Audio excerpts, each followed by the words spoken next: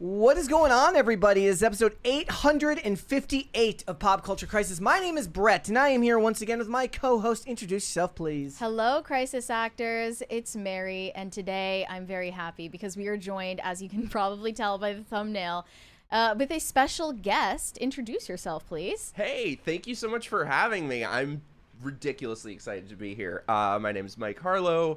I'm a writer, have a little YouTube channel, host a show called Microaggressed, and I love that name. Talk a lot of crap. Thank you. Yeah, and he talks a lot of crap. Basically. Yeah, he was just telling us about all the different people who are mad at him right now on the internet. Oh, the asexual community, the whole transes community. are always mad. Why is everything a community? Because people have no personality. Yeah, I mean, that kind of is what it is. Because of the death of subculture. Yeah, well, yeah, and everything has to then coalesce on the internet where it's not actually hard to join a community. You just kind of have to sign on and use some type of hashtag or search term. If you're Whereas not back in the like day, automatically friends because you share a music taste, well, you're going to have to be in a community with people who are also like asexual, which I don't even believe is a thing. No, Okay. you have a hormonal disorder. You probably need to get that checked out. Yeah. it's not girl dinner. It's an immune deficiency. Yeah. All right. No, it's people who have no individual identity, so they have to replace it with some sort of collective identity. And a sexual orientation is not a substitute for a personality. It is rather boring when that's all you think about. Yeah. Yeah. Guys, we've started off very, very, very deep today. We're getting into the weeds. But happy Pride Month if we hadn't said it already. No! Because you can go to Outback Steakhouse. Yes, you can. And get a free bloomin' onion if you tell them that you're trans. Are you serious? Life hack. You heard it here first. I don't know if you need to provide proof. Assuming that the post I saw on the internet was real, as I'm going to assume that all posts on the internet are 100% factual all the time. They want you to show up with your birth certificate, and it has to say the opposite gender to what you present yourself to be. Must be. I just became trans. Like, Yeah. I'm committed to free bloomin' onions. Look, I want it. 100%. I believe everything I see on the internet. It's all true. We got a bunch of stuff to get into today, guys. But before we get started, would you please hit the like button on this video, this live stream, and subscribe to the channel. I have to interrupt you again because we have a $20 super Go chat for it. from Shane H. Wilder. Happy Taco Tuesday, Brett, Mary, and Mike. I watched a good talk on AI media. The essence is once the newness wears off, people will gravitate back to real art because we want the human element and gravitate to human initiative. I'm not sure if I pronounced that just looks like a big correctly. word that I don't know how to pronounce. I don't know it either. I kind of look. That was kind of the argument that I made with like Tim about it. Mine was more like people are going to be too lazy to want to like make their own movies on an app. But I think that actually will go away as the generations change, and you get more and more generations of people who have been raised on this type of media and have no attention span. They're going to want to just put prompts in and see what happens. Sad, but I would like to think that the argument that I've been making is like when I watch a movie and I see a flaw in the movie, I like that there was like 600 to 800 people that made that movie, and that flaw still made it into the film. It makes it feel more real to me, and that's better than watching something created by a prompt where then the only person that's really responsible for that flaw is whoever. It's like Sam Altman. Yeah, like it's not even his. I guess it's whoever put the prompt into the large language model and didn't give a specific enough prompt to get rid of that flaw. So I feel like the kind of the innate human nature that comes out of movies will never truly go away. Look, we're already getting too intellectual. We need to dumb it down a little bit. I'm already sick of it. Don't worry, I got that. I interrupted your spiel, though. Hit the like button on the video. Subscribe to the channel if you are new here. You know what to do. Share the video out with your friends, your family, your loved ones, people in your life that you like and hate in equal measure. If there are people in your life that you really, really dislike, you should share this content with them and then argue about it in the comments section to increase our engagement. I would appreciate that. Thanks. So what are we talking about today? We have a bunch of stuff to get into. I do want to talk about the drag queens coming to Ironheart. It's going to be a fantastic time, and the only ones making money will be YouTubers who are hate watching this show. So we are going to talk a little bit about this because this interview was too funny, but we're also going to talk about why it is that men don't seem to be physically attracted to Sabrina Carpenter. It's a mystery that we will have to unravel today. Speaking of AI, I'm convinced that she's made of AI. She is not real. It's possible. Even in the Disney days? I don't know. Maybe she got replaced like an Avril Lavigne clone at some point. Oh, possible. There you go. That's what I'm thinking. You should write a long-form conspiracy theory about that. I mean, I believe the Avril Lavigne being replaced thing. Okay. I believed it at first. Like, when I first came across it, I was like, wait, maybe it is Melissa. Oh, I'm totally on board with it being Melissa. So we were going to talk about that. We were also going to talk about the sexist double standards that women face in Hollywood. So says Sarah Jessica Parker. She's talking about the characters. Yeah, she's talking about the characters, female characters. I also saw this story today about how the lady who starred in Home Improvement with Tim Taylor was mad that she wasn't making equal pay to him. What? Who? I forget her name. Exactly. I mean, that's what's her name? Case in point. I literally we don't have know it who right the here. hell she is. Patricia Richardson is her name. It was just funny because she was like, she said that she wouldn't make a third of what Tim Taylor was making, but then they offered her like $1 million and he was making $2 million, which means she was making half. Oh, poor that. you. Yeah, that's an episode. Yeah. So those arguments are always hard for people to like take seriously because no normal person's gonna feel bad like for the you. Vanna White one where she was like fighting for equal pay on Deal or No Deal. Vanna White, who has the easiest job in the history Wheel of of Fortune. the universe. On Wheel of Fortune, sorry. They work 43 days a year. Are you kidding me? They only work like 30 to 40 days a year. They film crazy. all of it in blocks. That is crazy work. That is crazy work. And she wears a little dress and Yeah. touches the leather. Yeah. So she doesn't have to. And you know, it's iconic, but like She doesn't even have to turn the letter anymore. Paid more than enough. That was like labor. Yeah. Like it would be really funny if she had like one arm that was way buffer than the other because she's always using it. To we're gonna talk about this with Sarah Jessica Parker. Mike's an expert on all things Sex and the City. I have a lot to say. So we're gonna talk about it. Also, SkinnyTok got banned. We have talked about SkinnyTok here. It's a toxic place on the internet where they tell you to lose weight. Well, yeah, I mean, some say that it's promoting eating disorders to young, impressionable TikTok users.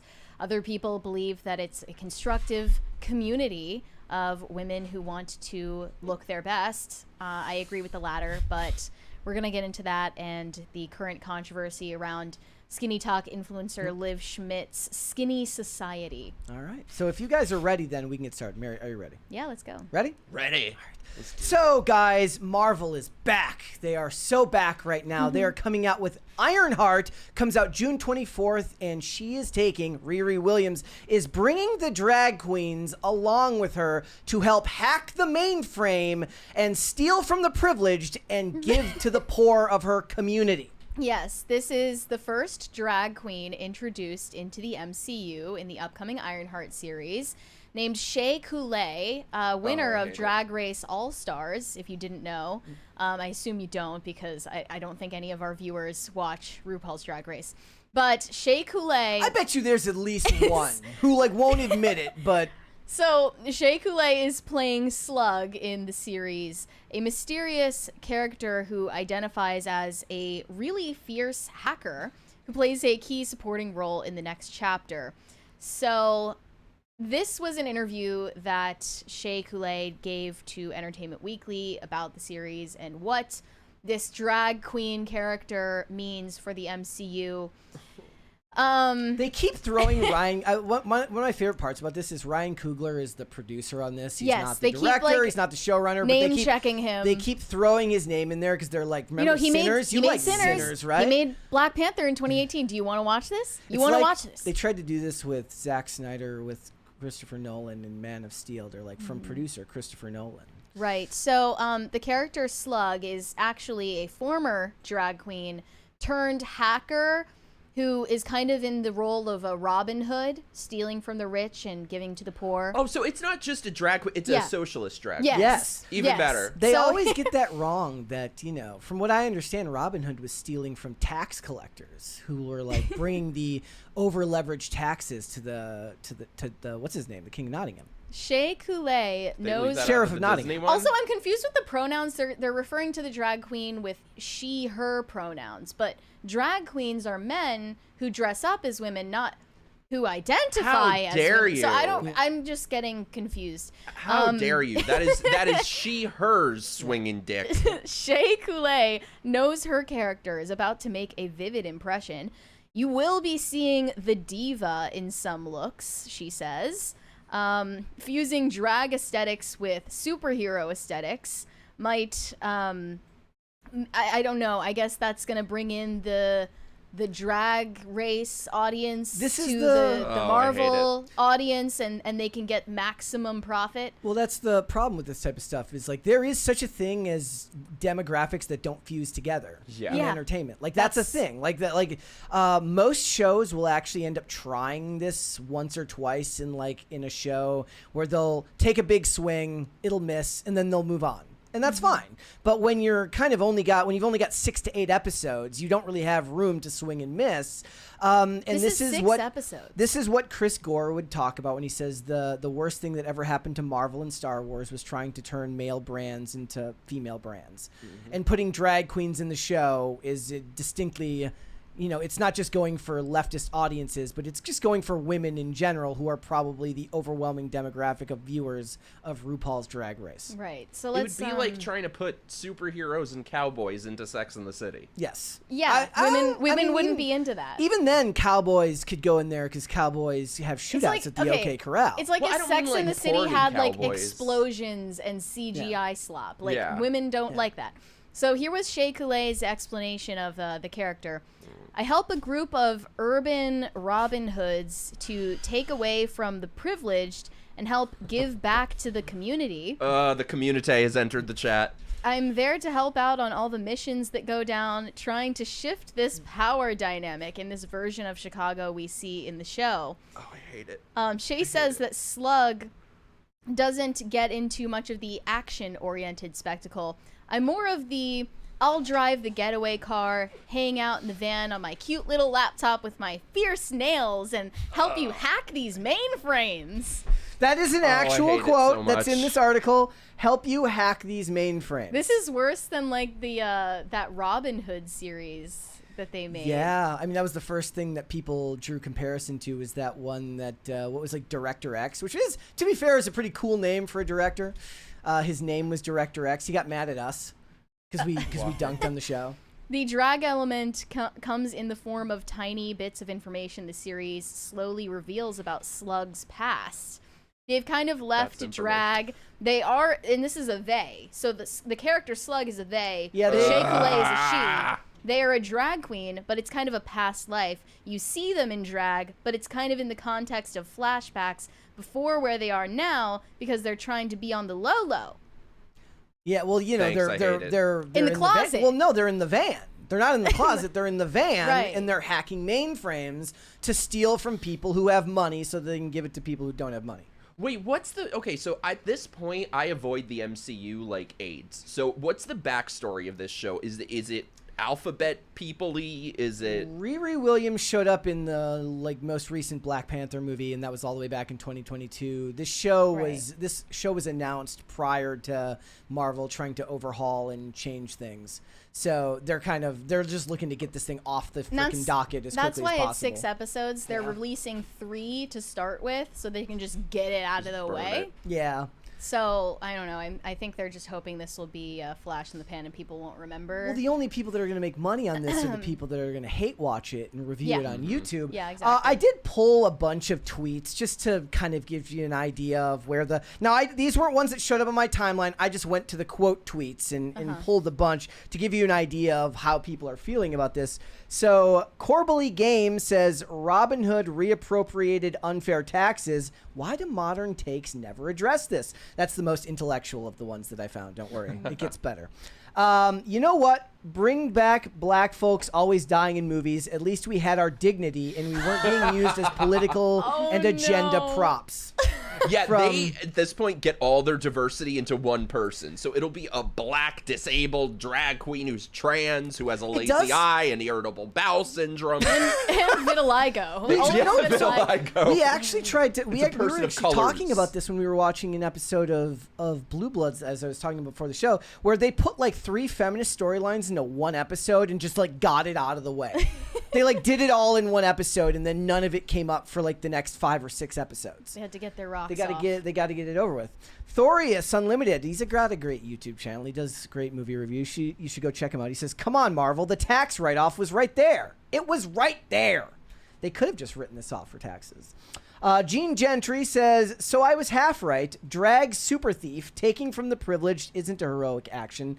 Let someone take your stuff and see how it feels, but is called Slug instead of Shade/Darkveil. Yeah, Slug, from what I understand, is a real character, but is like a 1,000-pound drug kingpin, which is obviously not what this character is. Says, wonder if Marvel is trying to avoid giving Cena Grace due credit and therefore money. They could be just avoiding having to pay people out.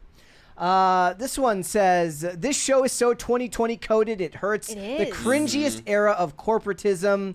When GTM strategy was progressive pandering to unhinged millennials. But I think they still are. They are hanging on to that tight. Like, people are talking about the cultural shift, but I don't know. I want to think that it's happening. Well, they're saying about projects like this, it's a holdover from that they produced and wrote before the cultural vibe shifts, so we just have to wait a little bit longer. Well, I mean, that's actually true, though. Like, whenever they go through these corporate changes, the size of a corporation is so unwieldy that it takes a bunch of time before you actually see any changes in anything. Like, it technically is an argument that makes sense on its face, but if the cultural vibe shift actually were that strong of a change, they would have written this off and not released it. Yeah. Comics Division says, Marvel is saved, with like 9,000 exclamation marks. And there was 2 from Lorena Creole. She says, I'm going to need some really dark rum to get through this crap. Yeah, I would too. And she says, how much do you want to bet these aren't affluent, privileged black people that are being targeted? Such Marxist nonsense. You know, it sounds like queerified Mr. Robot. I love Mr. Robot. I love Mr. Robot too, but that was also kind of a commie show. I mean, yeah. Stealing from the rich to give to the poor. That was essentially the point. But that was kind of like, I think of that as more of a reaction to like Occupy, and they thought that the writing was really deep. I mean, I just identified with it because the main character was doing a bunch of morphine and then Suboxone right after to not go through withdrawal and die. I mean, I love that character. I don't care. And that is the only type of character that Rami Malek should be playing. Yeah, I agree. It really is. Like, he doesn't. Didn't he win an Oscar for Freddie Mercury? Yeah. No, for playing Freddie Mercury. Freddie Mercury. Oh. Worst movie. Okay. So, but, you know, his eyes are too, like, sallow and hooded to play good guys. He's kind of like Cillian Murphy, whose eyes are too dead to play good guys. Right. Like, he shouldn't be playing heroes. This also reminds me of when they put Lizzo in The Mandalorian. Like, were you hoping that all the Lizzo fans were going to go flock to Star Wars and become Star Wars super fans? Like, what is the thought process? This is what I mean, though. They are more committed to their ideology than making money, than being successful, than making a good product, than anything. So I'm not sure that it's going to go away as easily as people think it will. Shea Coulee says she's happy that the MCU welcomed her as unabashedly queer. I hate it. I hate it so much. She says she felt so much love and respect on set and hopes that people take away the amount of genuine heart that was put into the production on all fronts, and recalls an open and compassionate crew that made her feel welcome in new territory. What were you expecting? It's Hollywood. Yeah. Like, what are they going to say? Get to the back of the bus? Accept you because you're a drag queen? See, the story that I think would bring people together is if someone like this like came onto set and was like, everyone was really mean to me, but it wasn't because of that. They just didn't like. Yeah. Okay, yeah. And Slug, the character, not the drag queen in real life, goes by they, them pronouns. And in that small regard, helps the MCU on a broader path in terms of character representation, finding ways to exist in a way that felt truly, authentically me, and also to the character was really cool. I'm just happy to see the phrase "hack the mainframe" coming back. Right after this, she's going to say, I searched the net. Yep. And I searched the net and found the codes. This is so... My other favorite trope that I want to bring back is when you sit down in front of somebody else's computer and it's password protected and they look around to find a clue for the password. So they sit down here and they look at this and they just said water bottle and that's the password. Right, exactly. I want that trope Say to come what back. you will about Mr. Robot. They that literally actually, happened in the Sex and the City movie. There you go. See? In Mr. Robot, they did go to great pains to make sure that it was like accurate to software engineers so that they would not have their immersion ruined. What show was I watching? They had like consultants. What show was I watching where it might have been a later season of Burn Notice. They're like, do you want to know why they show you hacking scenes in a montage like this? Oh no, it was the Limitless TV show. He's like, do you know why they do this? Because hacking is boring. Like, really boring. And it shows, like, a time-lapse of him over, like, 9 hours, and it's like... Well, they did that with Rachel Zegler, actually, in the Y2K movie. She's, like, a quirky hacker girl. Yeah, I saw it on a plane recently. Mary only watches movies on planes. Yeah, pretty much at this point. And I had high hopes for it because of the nostalgia bait, but they made Rachel Zegler in this... like quirky hacker girl trope where she was doing, you know, hacker montages and saving the world from Y2K. Okay, now I kind of want to hate watch it. You should. Give it a chance. Rootless Redneck in the chat says NCIS had 2 people use the same keyboard to hack better. He's right. That did happen. They did actually do that. I can't. So like, how could they be this stupid? What was the last Marvel movie you did watch, do you think? God, I think the Spider-Man with the 3 Spider-Men. I'm committed to avoiding it. Which one was that? That No was Way Home? No Way Home. Yeah. Yeah, 2021. Well, I mean, what's come since then that was any good? I mean, most of them are just slop that I don't hate but don't like, but like wouldn't watch more than once. The hardest thing to find now, I feel like, is a movie that you actually want to watch more than one time. Yeah. Like, most of it is like slop that I'll go watch in a theater and have a perfectly good time with, but then I'm never going to rewatch it. Like, it's literally for the benefit of seeing it on a very large screen. Like, I enjoyed Dead Reckoning, but I was never going to watch it again at home, which I actually did before I went and saw Final Reckoning. But even then, I was like, that all would have looked way cooler on a bigger screen. So I was on a flight to LA recently, and the guy sitting in front of me had his laptop out. I'm guessing he was some sort of screenwriter. I literally saw this man copy and paste from ChatGPT into Final Draft. I love it. I'm like, this explains so much. He probably works for Marvel. Yeah. That's so sad. And I mean, in terms of AI, I think, you know, if you look at these sort of corporate assembly line studio films, there really isn't much of a difference between what AI could come out with and this crap.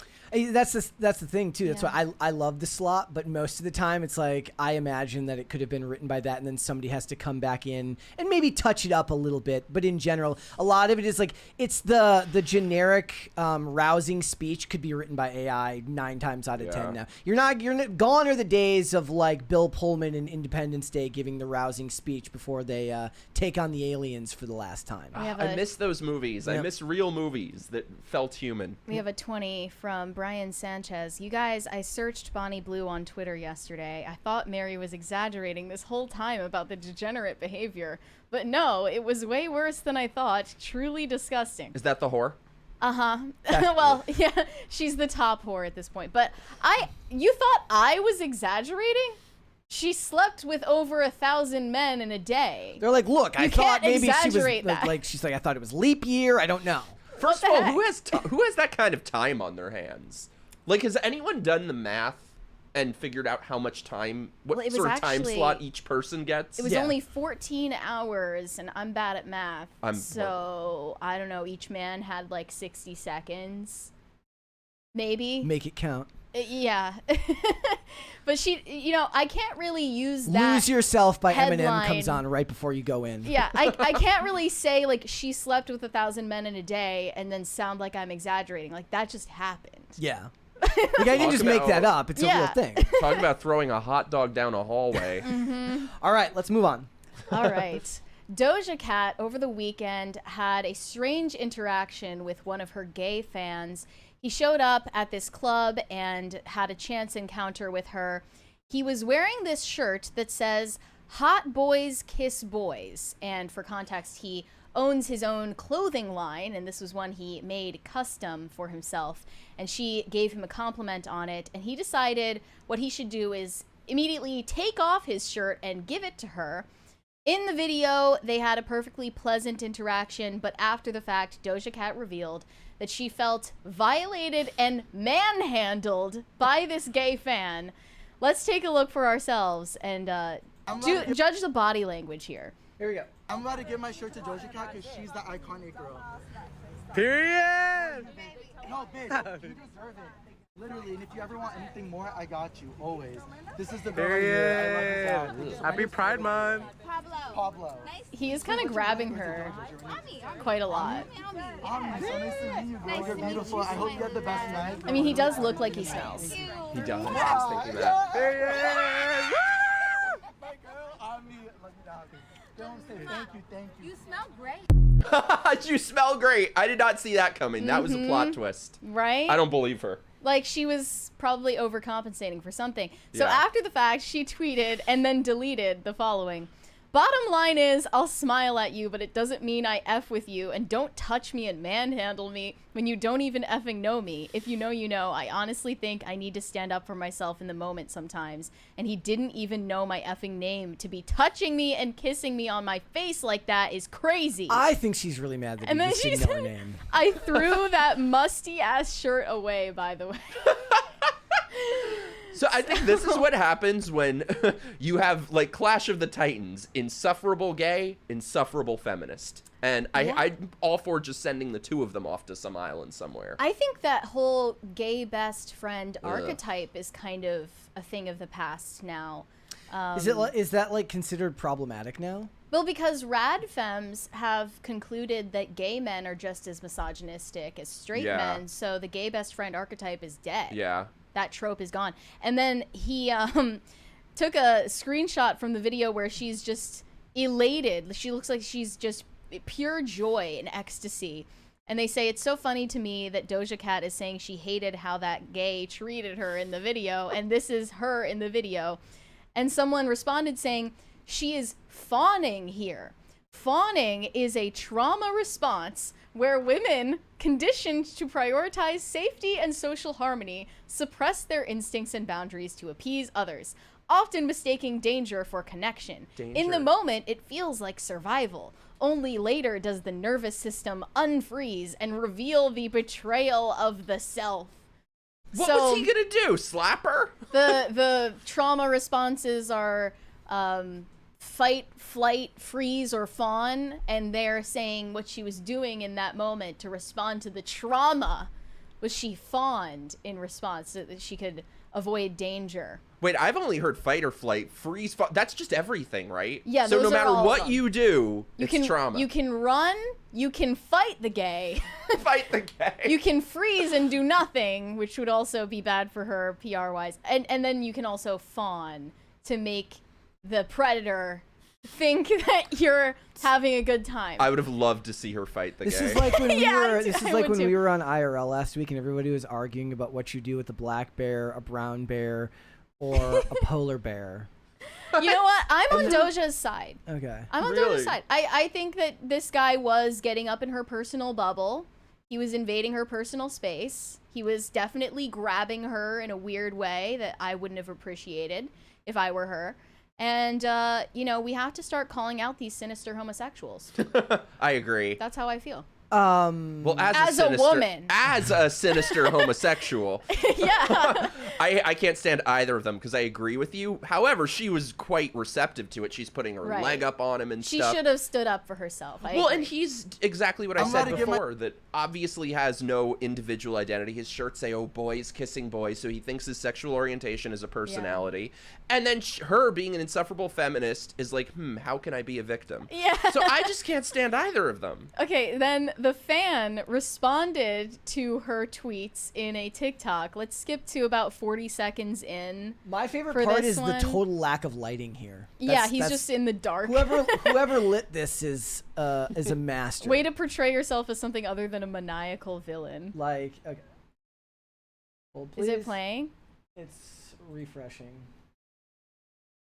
Here we go.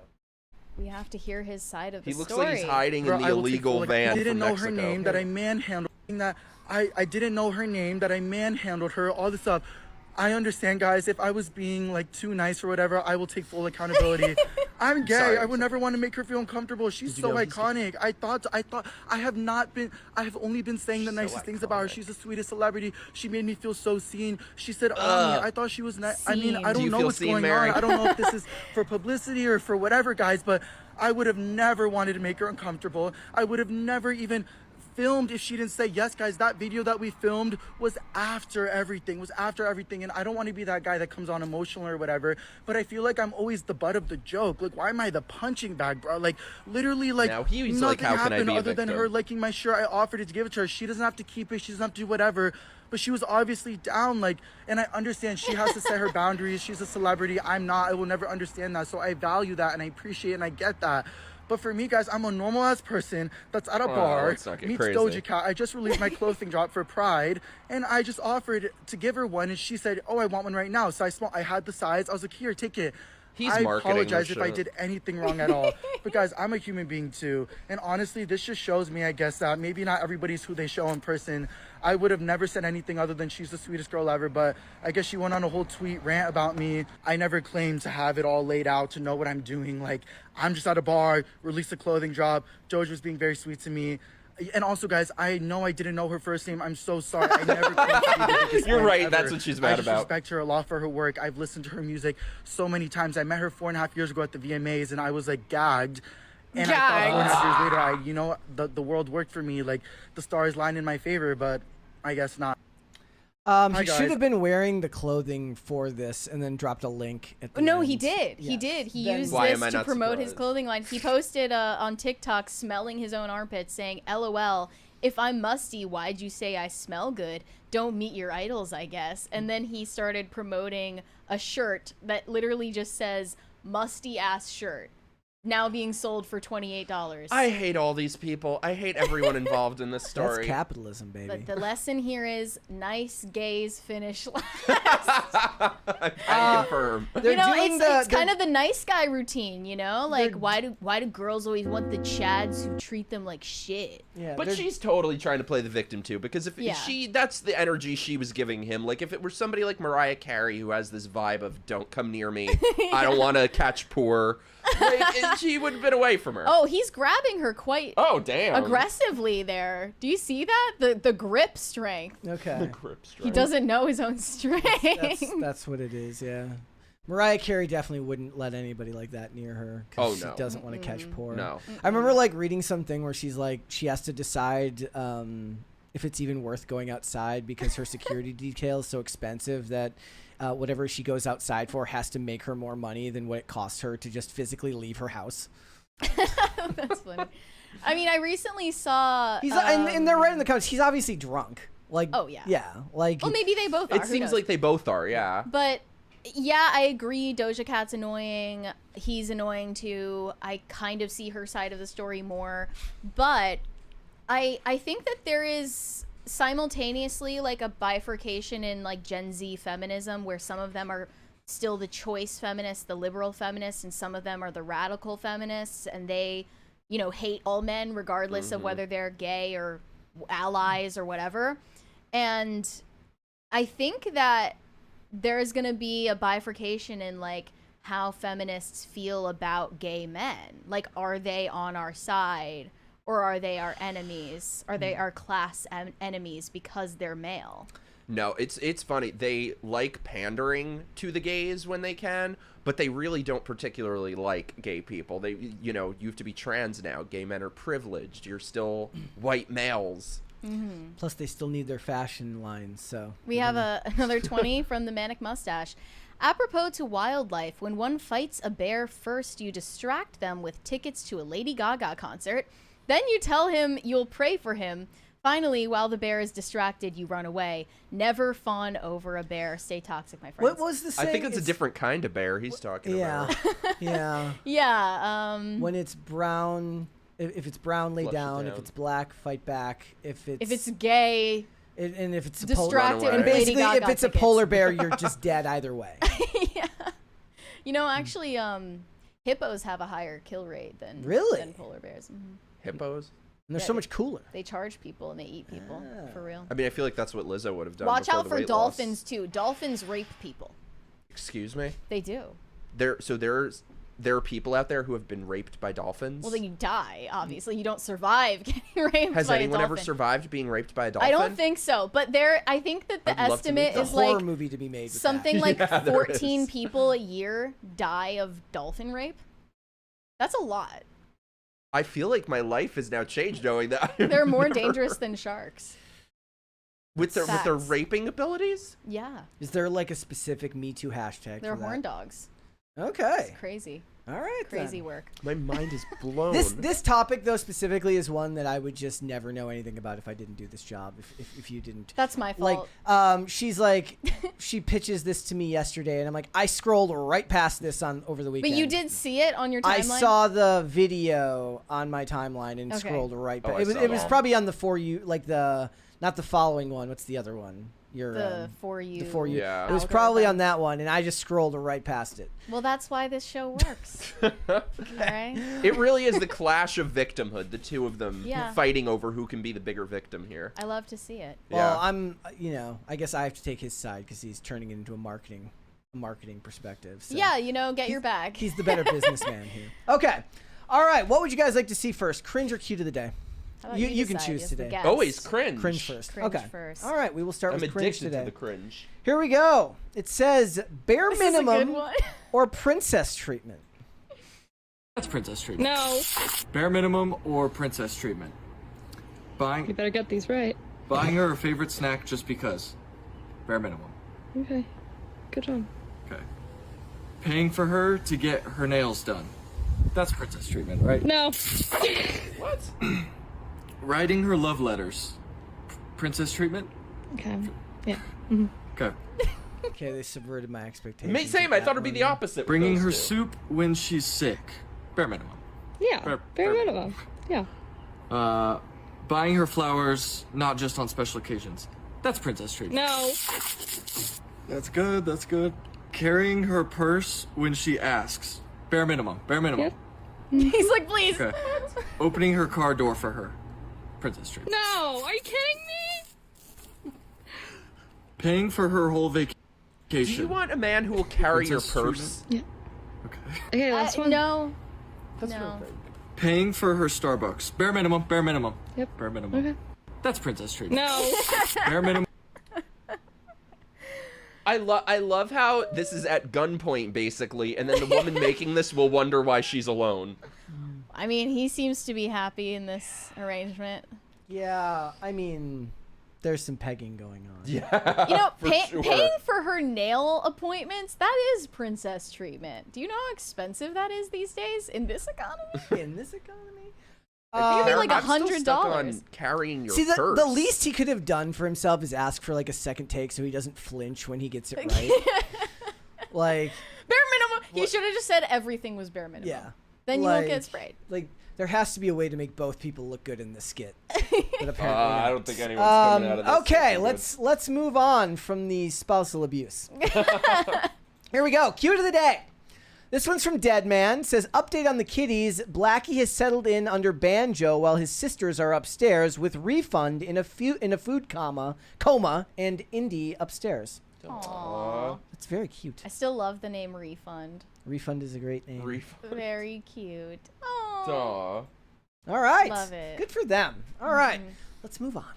We have a mystery to unpack together today. Why aren't straight men attracted to Sabrina Carpenter? This was a question posed on Twitter. Someone needs to study why men aren't attracted to Sabrina Carpenter. And I was surprised to see this go viral because I was under the impression that plenty of men find Sabrina Carpenter hot. I see them simping over her all the time.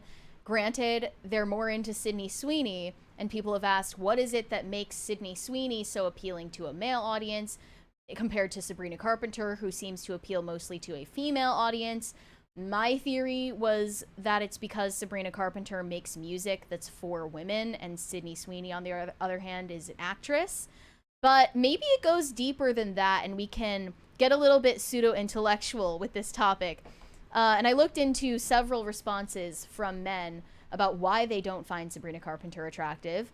One of them said, she looks like a cross between a drag queen and a blow-up doll, combined with her diminutive stature that gives her a childlike quality. And you have an unpleasant combination like those child beauty pageant contestants. Yes. Basically, she's the human equivalent of mixing milk with orange juice. It's a bad combination.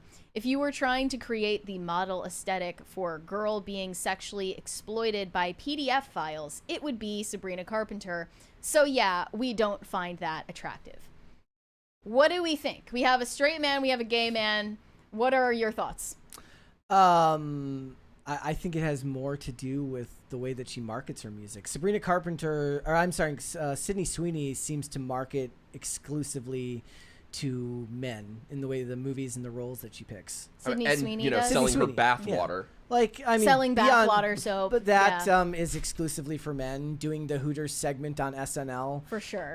is Definitely. for men. Like that, there aren't women that are going to find that funny, but there are men who will find it funny because they understand it. Like the idea that she would walk away with like 8 bricks of $100 bills because of how she looks is something that men would understand, right? Women would understand it, but wouldn't find it funny. Okay, and then Sabrina Carpenter, what's so Music unappealing about her? Music is automatically a female aesthetic in the pop genre now. But if we're talking about how she looks, you know, I mean, I like ostensibly you would think they're both like blondes. That's a type. But They one would be in the seems same like a category. real I don't think you person. can.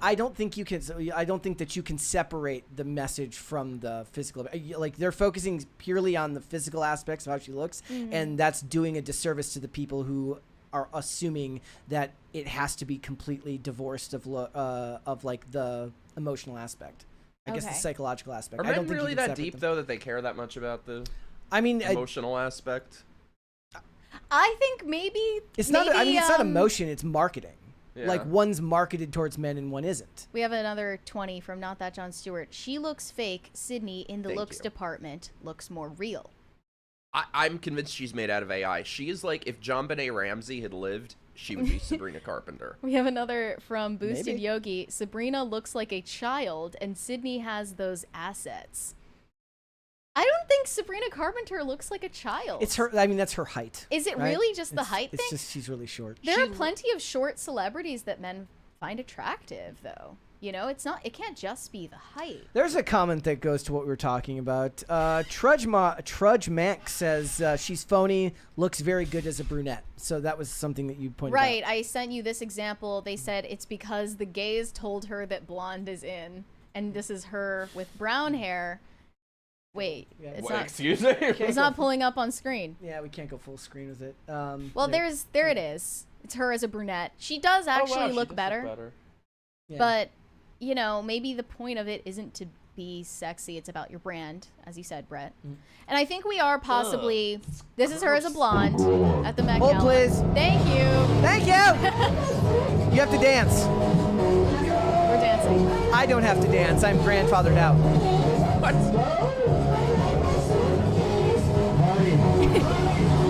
Okay. My thought was that we do underestimate how mimetic attraction is for both men and women. And men tend to deny this fact, but you can be socially conditioned to find certain things attractive. The same way that in the 2000s, Paris Hilton's body type was the beauty standard, and then Kim Kardashian was the beauty standard going forward in the 2010s and so on. It turned to more of like a curvy figure that men found attractive. But it wasn't like that before. Do you think that this is tied more to the marketing, or do you think it's literally the physical aesthetic? Well, it's one of those things that I kind of wonder if it's really men finding it attractive or it's sort of things that women do for other women. Like, do straight men really find that attractive, that Botox-y plastic surgery kind of look, like Kim Kardashian? They would guess definitely no. say no. Yeah. Unless you can do it in a way that's like undetectable, unclockable, which is rare. Something about Sabrina Carpenter just freaks me out. She looks like Uncanny Valley a little yeah, bit. like remember Austin Powers, the women with The the with the fembots? cute titties? That is her. Yeah. She's like that. Yeah. She's like if John Bonet were a fembot. Right, Shane Cashman actually tweeted, "No one's attracted to Sabrina Carpenter because she looks like John Benet Ramsey." Oh, you. there you go. There were Great a lot minds run in the same gutter. a lot of Jean Benet Ramsey comparisons being made. Another one said Sabrina Carpenter looks fake as hell. That's why she's not attractive. I don't think it's as simple as that. Another one said Carpenter is an attractive woman who expresses a kind of camp femininity that men actually find repulsive and weird, similar makes to sense. how men worship cartoonish masculinity that isn't mirrored in women's real preferences or even in romance novels. Sabrina Carpenter's okay, so Sydney Sweeney's physical aesthetic looks like somebody who could take a joke. Sabrina Carpenter's physical aesthetic looks like she'd yell at you for putting a cap on wrong. That's so true. She reminds me of. Did you ever see, you probably know this because you know lots of obscure stuff, but there was this movie years ago with Al Pacino called Simone, where he created an AI. It was before AI even existed, but he created this like AI generated pop star, and she wasn't real. Okay. That is Sydney Sweeney. I'm telling you, That it's is going to Sabrina come out one Carpenter, day. you mean? Yeah, Sabrina yeah. Carpenter. I'm telling you, it's going to come out one day that she's not a real person. I mean, she did come off of the Disney Plantation. conveyor belt, plantation, whatever you want to call it. She is manufactured How old is in every Sydney way. Sweeney?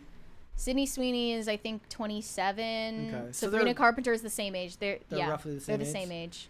Yeah, I mean, there's something inherently more free about Sydney Sweeney, where it doesn't feel like you're going to be judged for. She's a free spirit. I guess I'm talking more about people's attraction to her. Like there's less baggage. Well, I do see the comparison to what men find attractive in other men and what women actually find attractive. This comes up so often.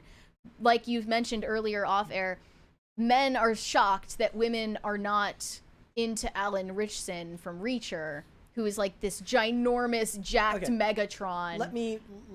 With like 0% body fat. So the reason why so you say that men are not attracted to the fake look, and that women are not attracted to the jacked Alan Ritchson look. That's also a fake look. functionally not true. It's just that there is a specific demographic of people that are going to be into that look. And it's not going to be representative of the entire public. Also, it ignores the fact that a lot of those guys are going to say, "I'm not attracted to this," but if you want me to believe that they wouldn't like take her home if she came on to him at a bar, you're lying. Yeah, exactly. Maybe they're not attracted because they don't think they could get that. Yeah, you're lying. You're inner citadeling it. That inner citadel thing. I've been using that term, but it just refers to something you condition yourself out of desiring because you believe it's unattainable. Possibly that's a factor in this. When I look at somebody like a Sabrina Carpenter, or even like what we're going to talk about later with the lady from SkinnyTok, it just looks like somebody vapid and self-obsessed and absolute. And I'm being extremely judgmental, and I'm actually judging a book by its cover. That you're a shallow person, there's zero depth, and you're probably not fun to be around. Right. Well, also, she, at this point, if you look at a lot of these pop stars like her or Ariana Grande, I mean, they're like barely 30 and have had more face work done than Madonna at this point. They're going to look worse than her by the time they get to that age. They're definitely on track for that. Yeah. She has gotten work done. There's no denying it. I asked it's mostly the makeup that's just like it could just be her programming. Maybe it's like new software they gave her. I asked you yesterday, I said, how long would it take her to like remove her face after this night? She would do like the get unready with me video on TikTok where it takes like an hour to remove this makeup. Yeah, like... And the hair extensions and the rest of it. But you don't know, like, maybe Sydney Sweeney is just better at convincing people that her fake is real. Which is a skill.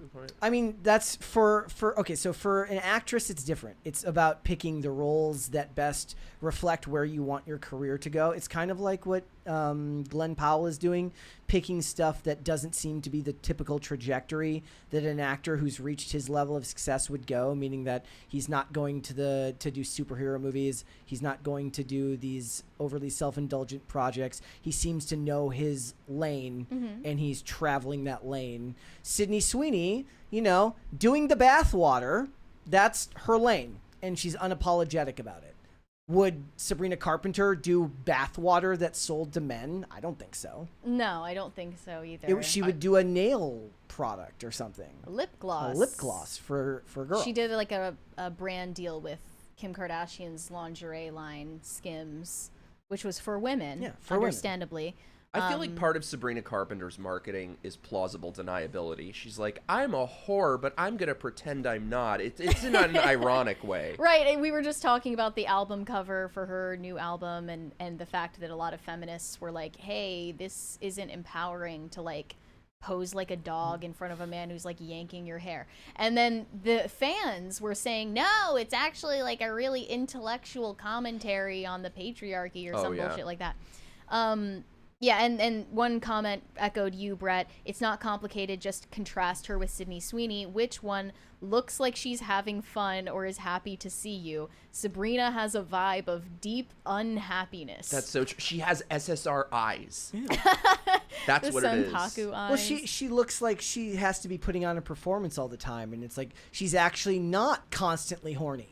She's actually being, not forced to take these pictures, but through contractual obligation has to look this way. Designed in a boardroom by gays for women and gays. It That's just so doesn't true. work.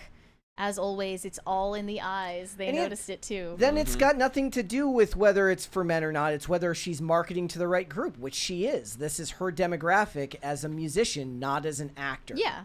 Like she's definitely succeeding with it, whatever she's aiming to do. There were a lot of comparisons to like Betty Boop. And What? Yeah, like, That's insulting to Betty Boop. It's like a camp caricature of being sexy, but it's not actually aiming to hit the mark of what actually sexy is to men.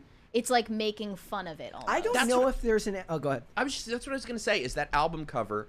It is sort of like the uncanny valley because it's hoary yet sexless. Like there's nothing sexy about it. It's just hoary. It's just totally, it's like pornographic but drained of all actual libido. She looks like she's about to be like, "Did you get the shot? Can you let go now?" Yeah, like completely empty. However, it's not like Britney Spears dancing with a snake. Like that was actually sexy. I mean, not to me personally, but as a 5'1" woman who bleaches her hair, I would like to say that you can pin it on something other than those aspects of her, because a lot of people were saying it's because she's blonde or because she's short. I reject that paradigm. Hell yeah. But personally, I think it's better to aim for cute vibes than sexy vibes. You're more likely to hit the mark as a woman. All right, let's do some super chats. All right. Shane H. Wilder said, I shared the video on X. AI artifacts are papyrus. The font. About, no, it's not still the one font. of the best SNL skits. About people, Papyrus, the one about Avatar. People choosing human art over AI art in the future. Oh. I don't know what the rest of you are going to do, but I am going to avoid AI art. The Papyrus skit was the one where Ryan Gosling is like in therapy and he talks about how he's like this man, this graphic designer just scrolled down the wheel and picked papyrus for the font for Avatar. Yeah, and they just stuck with that. And they just used it. Oh yeah. I never noticed that. Should be used for nothing but massage envy. It's the only place that can use papyrus. Yeah. John Kristen said, what is a Sabrina Carpenter? Thank you. You're new here. She's a pop star, okay? What's a chapel? She was on Girl Meets World on Disney. John Thomas said, Mary, has anyone told you that you look like the Gelfling girl in Dark Crystal? Yes, they have told her that. Yes. That's amazing. Let's do one more. I can't tell if it's an insult, so I'm not going to say that's thank a compliment. you. That's what, see, I don't aim for cute or sexy. I aim for Muppet. Aim for Gelfling. Adam said, Brett, did you see the reference of the unaliving this weekend in Minnesota, the one who knocks? I'm confused as to what you mean. Like something about the assassination in Minnesota. I don't know. I'm glad I don't live there anymore. We have a mainly because it's just too cold in the winter. Stone Sting said, as a straight white guy, Sydney gives the vibe of a girl next door, while Sabrina gives off the vibe, you need to pay me to be nice to you. Yeah, I mean, maybe that's what it is. Maybe it's just that Sydney Sweeney has like she has an air of like frivolity about her. Yeah. Like she's just kind of not serious all the time. But that doesn't really make But sense. if Sabrina Carpenter did SNL and did skits, it wouldn't be funny because she would look like she couldn't unclench. She did SNL. As a musician? As a guest as well. Okay. She was in skits. She was in that one with Pedro Pascal. That's why everybody hates her then. Yeah, it must be by osmosis. Yeah. They can just like feel his energy off of her. But that doesn't make sense because there are so many archetypes of women that men find attractive, like a femme fatale, who are very serious and not frivolous or, girl next door. Maybe just because it seems that genuine then she with is them. not tall enough to be that. She's not tall enough She's to not be tall a femme fatale, yeah. I think it's just maybe the disingenuousness that nothing seems real with her. Like if somebody is a femme fatale and they own that role, it comes across as sincere, I guess. She's a Polly Pocket doll. This is one of those. Yes, and there is no Mighty Max for her. No. She's like Polly Pocket with OnlyFans. Right. Yeah. All right. Nobody wants to see that. Kinda Let's creepy. move on. The third season of Sex and the City's reboot series has just come out, and there's a lot of press around it right now. A lot of fans are unsatisfied. And Sarah Jessica Parker recently did an interview in promotion of this new season, saying that Carrie Bradshaw is unfairly maligned because she's a female character and they're held to a different standard. This was her quote. A male lead on a show can be a murderer and people love him, and if a woman has an affair or behaves poorly or spends money foolishly, there's a kind of punitive response to it. I think, fundamentally, Carrie Bradshaw is an extraordinarily decent and good person, an extremely devoted friend. She's generous of spirit and time. So, I have not watched Sex and the City. You have. Brett has not either. Carrie Bradshaw, from what I understand, she has an affair with a married man in the show. Mm-hmm. Mr. Big. That's the least of. That's all I know about her, but you said she's a demon. She is demonic. She is not. She is inhabited by Pazuzu. That's what it is. That's what it is. That's really what it is. There's a demon that lives inside of Carrie Bradshaw. She is the most unpleasant person to ever exist. If you have to see her face in this show, if a conversation is ever not about her for 2 seconds, it's like venom on her lips. She is demonic. And so the thing is, I actually really liked the original Sex and the City. I'm surprised you haven't. It's got to be like the only show not on your mega list of shows. It's not my genre. I think you watched Pretty Little Liars, to be fair. I was doing a lot of drugs at that time.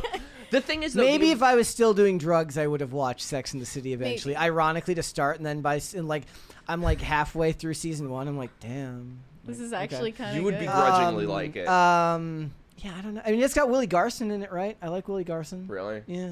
He annoys me. He's in White Collar.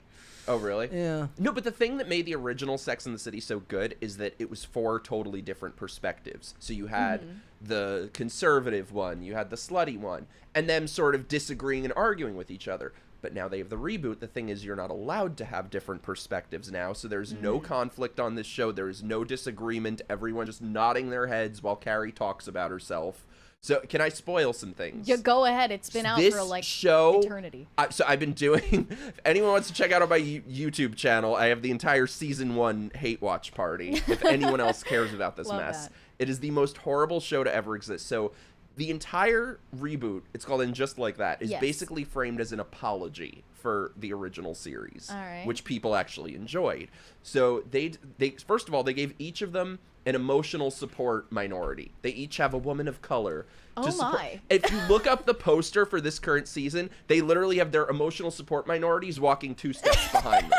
I'm not even making this up. They're ladies in waiting. Yeah, who just sit there and listen to them talk about themselves, and like the black characters can only talk about black things and the gay characters can only talk about gay things. It's very identity obsessed. And so they decided that they were going to have this reboot be about social issues. Which social issues, you ask? All of them. Every issue. Just throw every single one against the wall. So, spoiler, Carrie kills her husband at the beginning. Oh. He dies a death by Peloton, while Carrie, the demon Pazuzu, being so self-obsessed, just stands there, doesn't call an ambulance, doesn't do anything, just lets her husband die, pockets all his money, keeps his ashes in her closet. She's like, well, it's okay, they're next to my very best shoes. And then buys a mansion with his money. It is unbelievable. So, okay, that's not even the worst part. So Death by Peloton is so COVID coded. I know.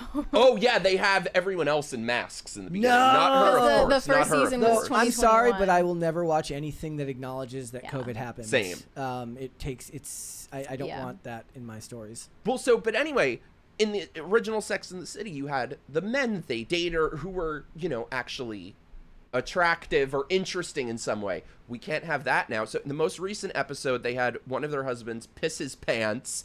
We had the other husband that she left for a woman because he couldn't satisfy her sexually after they're married for 20 years.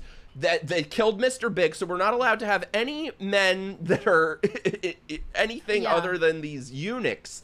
Then you have Charlotte, who was the conservative one in the original, who is now the wokest of the woke, and there's an entire storyline where they trans her 12-year-old. Her 12-year-old daughter, the school, her and her husband get called into a meeting at school where they are alerted, oh, Rose is now Rock. She is now a boy named Rock, and the school changed her name, changed her gender, changed everything, kept it from them as a secret.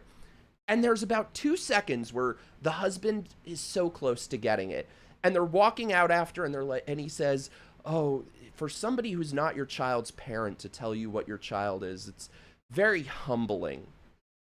Humbling, you moron! They transed your child. It's not humbling. It's satanic. It's demonic. It's repugnant. It's abhorrent. It's not humbling. And you never hear another word about it. Now she is a 12-year-old he. Oh my God, the rage that this show fills me with. I can't. And this is just in the 3rd season? Oh, that was just the first. That was just the first season. Oh, okay. I haven't even gotten up Have to you kept season. up with it? I'm doing.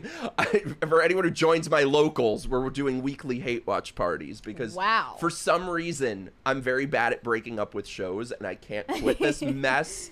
Oh, then they had the non-binary. That they had a big fat non-binary lesbian that Miranda left her husband for to go scissor with the non-binary. Oh my God, and then Rosie O'Donnell comes in. Rosie O'Donnell has entered the chat. And Rosie O'Donnell is a virgin lesbian nun that Miranda gets it on with. Yeah, I saw that headline.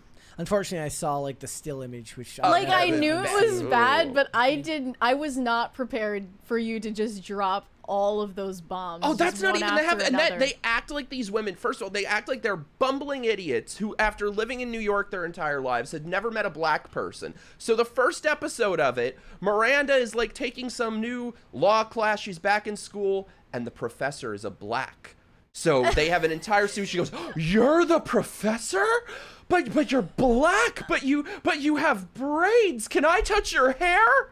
Oh. It is unbelievable. Wow. And it's funny because the original Sex and the City series gets a lot of flack, especially from conservatives, because they say this show brainwashed women into glamorizing meaningless hookups and careerism. And they even talk about how the author of the original book in 1996 regretted having frozen her eggs and chosen to prioritize her career over starting a family. And she's like the ultimate collateral damage of this cultural movement that she started herself. But it sounds like the reboot is like the logical conclusion, actually, to the original, if you think about it. Which is painful for you to hear as a fan of the original, it might be true. There is some truth to that. I would say, as an aside, there is the flip side of that shown in the original, that there is the more conservative character who wants a family. And that's the thing. The character in the original was more conservative, and all she wanted was a family and to be a wife and mother. Now in the reboot, she hates her family. She just wants her career. She's the one who left her husband? Oh, no, that's the other one. She's barely hanging on with her husband. Okay, so none of them ended up happy. No. Well, and then Carrie, they have her now, since for her, apparently, she's so miserable and so demonic that there are only ever been 2 men in the entire world that want to date her. There's Mr. Big, who she killed, and now there's Aiden. So they got her back with her ex-boyfriend from 20-something years ago. And these two are having a relationship that no 2 human beings in the history of time have ever had. Because they're together, and then he says, well, my son, who's like 17, has some issues. Or no, I guess I don't know. He's younger than that. Because he says to her, I really want to be with you, but I can't talk to you for 5 years. So in 5 years, when my son is 18, let's get back together. But now they're getting back together anyway, and it's disgusting. It's a mess. Wow. So I'm surprised they ended the original series with her marrying the guy who was cheating on his wife with her. It was meant to be romantic. And that was supposed to be the big happy ending at the end of the original show. Yeah. Back when, what year was that? 2004, I think. Wow. And women like saw that story and they thought like that was romantic and that was aspirational. Well, she cheated on Aiden with him, and now she circled back to him after killing the one husband. She's gonna put this guy in his grave too. A huge amount of Hollywood will always just kind of find a way to dance around the idea. Like it's the idea in their minds that both of them cheating on their spouses meant that they were meant to be together, without acknowledging that you're both just really bad people. Right. Now, to be fair, like when male characters would do this in movies and television shows, it was a way to frame them as complicated. Like morally gray, yeah, like a character who's like, he's great at work, he's the president, he's a great guy, he's saved the world multiple times through diplomacy, but he cheats on his wife like literally every day. Think Scandal with what's his name's Tony Golden's character is like with Olivia Pope, kind of in that way where it's like they're not bad people, they're just complicated because they don't focus on that aspect of it. They don't focus on the morality of cheating because it's kind of painted as inevitable. They actually kind of did in the original, that she had her friends tell you, this is disgusting, you're a terrible person for doing this, that you can't have that now. That would be, they say many times in this that would reboot, never happen today, even in real life. We can't have judgment. Like, judgment is very bad. And I'm thinking, and I'm watching this reboot should really be called No Sex, No City. That's basically what it is. Because we have New York that's been destroyed by the communists that they vote for. So they say many times in it, I don't want to judge you. We can't have judgment. I'm like, they're in New York, a city that has recently put vending machines on public sidewalks with crack pipes in them. That is what happens when you get rid of judgment. Judgment is a good thing. Wow. The vending machine thing. Sorry, not to go off. That's a real thing. That's a real thing. That's not something in a TV show. That's a real thing. Okay. Wow. That's the state of New York City. So, I mean, with Carrie Bradshaw's happy ending at the end of the original show, from my perspective, I'm just thinking, like, if you end up marrying a guy who is cheating on his ex-wife with you, wouldn't you just think the same thing would happen all over again because he's a cheater? Oh, I have to rage about one more thing for a minute, and then I'll shut up, I promise. No, go ahead. This last episode. So, like I said, Aiden said, I don't want to see you for 5 years. But now they're seeing each other a little bit here and there. He'll, give her whatever scraps. They're having a situationship. Yeah, at 60 years old, she bought a mansion with her dead husband's money that she's floating around like Norma Desmond, like, oh, it's our house. He's going to join me in 5 years here. Mm-hmm. But they don't acknowledge that she's delusional. Anyway, you see Aiden's ex-wife, and you're like, why didn't he stay with her? She seems like a sweet lady. Oh, no, we're not allowed to have sweet ladies. She calls up Carrie Bradshaw in the last episode, and she's like, hey, I heard you're coming here. Can you do me a favor? Can you score some Adderall for my son? And it's never acknowledged. This is weird. So Carrie Bradshaw goes to her friends who have kids, and she's like, can you get me some Adderall? Oh, of course, every child is on it. I'll just go to the playground. And they show every child being on prescription drugs as if this is a normal thing that we should just accept. Well, it's normal, but it doesn't mean that it's something to celebrate. They're acting like it is. Yeah, but that's the thing, is they're not going to frame it as something to celebrate. They'll frame it as it's simply a reflection of the truth of our society. The way it is now, right. Yeah. And I listened to, they have the Writer's Room podcast of this. If you can imagine, it was written by actual writers talking about how it was so important to show that because how these kids are struggling that they can't get enough Adderall. There's a shortage. And they just can't access the mind-altering pharmaceutical drugs that they need. It says about half of U.S. children ages 3 to 17 with current ADHD are taking ADHD medication. 53%, 53.6%. Jesus, that is terrifying. And the other half are on SSRIs, probably. Yeah. No, they're on... Or both. Concerta instead of Adderall. Oh, gosh. So the worst thing that Sarah Jessica Parker has to say about her character, Carrie Bradshaw, is that she has made mistakes and not been mature in love, which is only human. So I want to address her actual argument. Like, do we think female characters in TV shows or movies are held to a double standard of morality compared to male characters? Is Carrie Bradshaw perhaps a bad person but gets more flack than she should because she's female? I don't think she gets enough. The one example I can come up with that supports that argument is honestly Skylar in Breaking Bad, because she, in my opinion, didn't do anything wrong in the series until she cheated on Walt. The examples that they were giving when I was reading the tweets about this were like male characters will be serial killers and get like hype reels made about them, like Patrick Bateman, or like Joe and you. But they did that with Jennifer's Body. They do that with her character. Okay, wait. So, all you have to do is be hot. The thing is murder is actually treated differently than other types of moral actions. True. I would say that men that cheat in movies would probably get more leeway because that aspect of the character is just one aspect, whereas the women that they're talking about, maybe it plays a bigger role than what their actual character represents.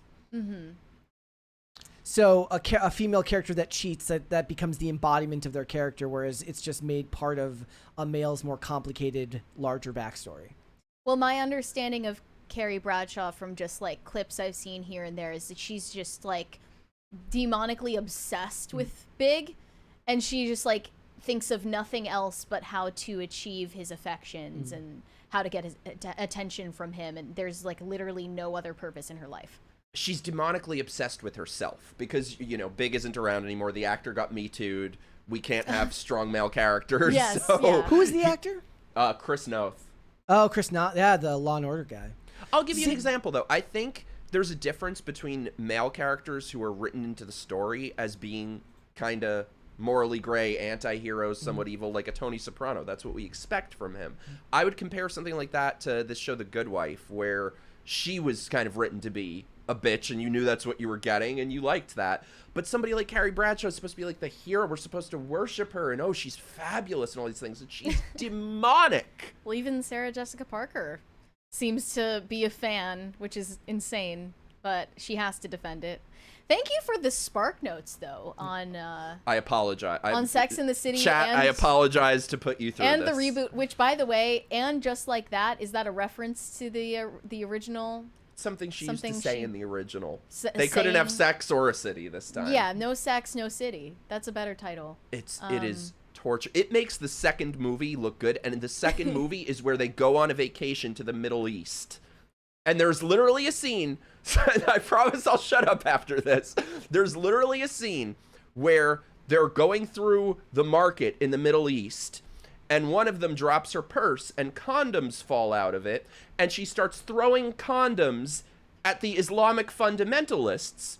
So, the women of the Middle East, in burqas, covered head to toe, help them escape to hide in their cave, wearing burqas, and then they take the burqas off, and they're wearing all the same designer outfits that they are. Aww.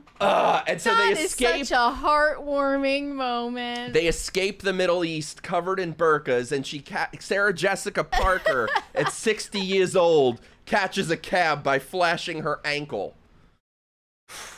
And that looks good compared to this reboot. Okay, so I feel like maybe this is just my straight male brain. I'm like looking through a list of shows that I've watched, and I'm not seeing any like literally none of the stories about this type of morality are like sticking out to me. I'm seeing lots of characters that are definitely like not good people, but are definitely the star of the show, where they will do things like cheat, but they're kind of not held to the standard.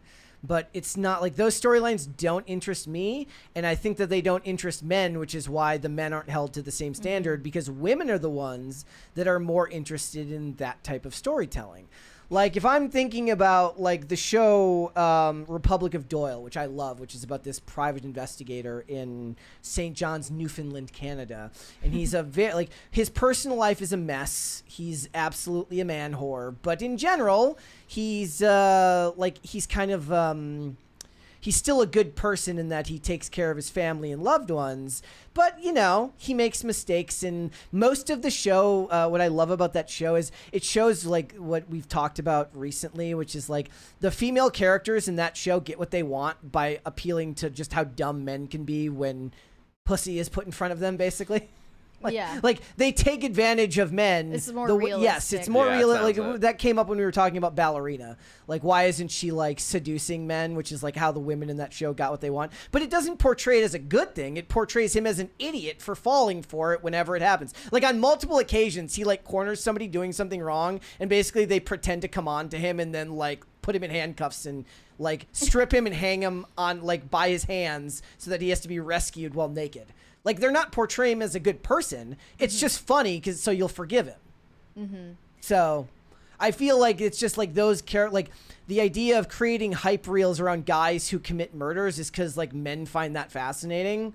Whereas, or in the I case think- of Penn Badgley in You, women actually find that attractive. Oh, some in a men sick do way. too. And some men. Olivia's not happy. She said my name in all caps, and I think I swore, Olivia. so she's not happy with that. I'm sorry. I'm Okay, sorry. well, I was thank gonna you. say- Thank you for educating us on Sex and the I City. apologize I that couldn't you- have No, done it that was without good. you. I truly couldn't have covered this topic without your knowledge. Let's go to Super Chats. It's miserable. Shane H. Wilder said, luckily, I'm good at math. With Bonnie Blue, it was 50.4 seconds per dude. If you told me that acing calculus would mean I would do literal hoe math, WTF. It's actual hoe math. I feel like there was a point where Camille Nanjiani, when they were doing the show Silicon Valley, they did a segment where they did the math on how to jerk off everybody in a room. What? And it was like a... Ew. Yeah. There's math for that? Yeah, I remember What's them the talking equation? about that. Wait, what? I never watched the show, but I remember him talk because I used to watch his X-Files podcast, or I used to listen to his X-Files podcast, and that like came up in some bit about humor about the math involved in jerking off everyone in a room. What Hoe math. I have so many Hoe math. questions. What Yeah. math is needed? The how time long- Like, are we take- talking to completion? Well, I'm not gonna go look it up right now because I'm on a work Because computer. there are but- a lot of variables. Okay, the Manic Mustache said, "If the bear is gay, run away." That's a saying I live co-sign by. that. No, Same. not that Jon Stewart, or sorry, no, Chaos Maker said Sabrina has a big head. Is it that she looks like a bobblehead? Her head is too big for her body. I don't know. Her designers, there was design malfunction there. There was something wrong in the petri dish. Isn't it Yeah. just her hair In is the too lab. big? I think it's probably mostly the hair. Adam said, Mary, which one is more attractive to you? Talking about Sydney Sweeney and Sabrina Carpenter? I wouldn't have an objective take because I'm not a man, you know? I'm not attracted to women, but who would I want to look like is a better question. That's Split difficult. the difference. That's difficult, actually. Like, I don't know. I feel like I would rather look like Sabrina Carpenter and make different style choices than she does. You I look wouldn't. way better than both of them. Thank you. I wouldn't wear the same, like, heavy makeup or the stupid costumes. I think Sabrina Carpenter has, like, a good canvas to work off of. Shane H. Wilder said, Sabrina seems shallow, and there would be not give and take with her. She gives off my way or the highway vibe that is actually very masculine. Yeah, I just saw this clip of Sabrina Carpenter where it was like a joke TikTok, but she's looking through her wardrobe department, and one of them says like for the girls and for the for the guys, and then she throws that one away, and then it says for the gays, and she's like, this one. So she thinks that she's like appealing to gay men. Ironically, the sick thing though is it works because then you have these dumbass gays who are like, I'm gagged, she gagged. I'm gagged. Ugh. The house boots the I house hate down. their little Let's sayings. do one more. Shane H. Wilder said, Brett, he was comparing AI to the papyrus font. Everyone used it because it looked artsy, but it was low effort and people started making fun of it. Oh. Yeah. So AI is going to go the same way of papyrus. It's going to become the butt of the joke, essentially. I highly doubt that. There's too much money to be made in the productivity that it offers. I'm probably oversimplifying the guy's argument, but that's what it sounds like. Let's hold off on the rest. Let's All talk right. about toxic skinniness. Ooh. TikTok has officially banned the hashtag SkinnyTok after much concern was raised about its potential to promote disordered eating to young, impressionable users on the platform. This was after a long campaign and investigation actually done by the EU regulators, and they basically made it so that if you search for SkinnyTok on TikTok, this is the page you'll land on. It says if you or someone you know has questions about body image, food, or exercise, it's important to know that help is out there and you're not alone. If you feel comfortable, you can confide in someone you trust or check out the resources below.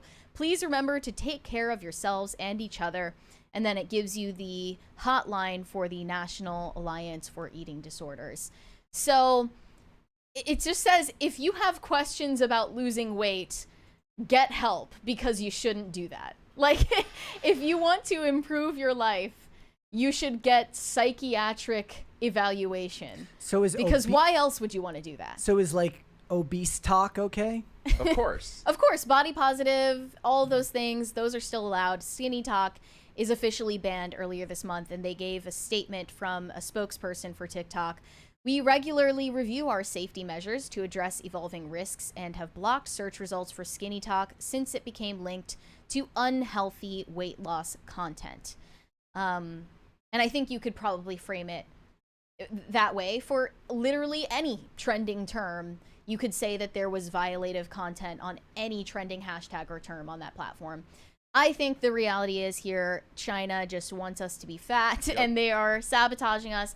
But you can't do anything to stop the SkinnyTok movement, as there is now a trend of mean girl wellness becoming more popular for women. What was the store that had like the skinny doors so that you couldn't go in unless you were a certain they size? say that Brandy Melville, they say Brandy Melville has narrow doorways because their clientele is skinny and they want to feel like it's an exclusive club. It's amazing. Please tell me you saw the documentary they did about Brandy Melville. I did. Brandy Hellville. I was so excited to watch this because they built this up in the marketing like there was some cult being run from this store. And I was like, ooh, I got to watch this. What was this store doing?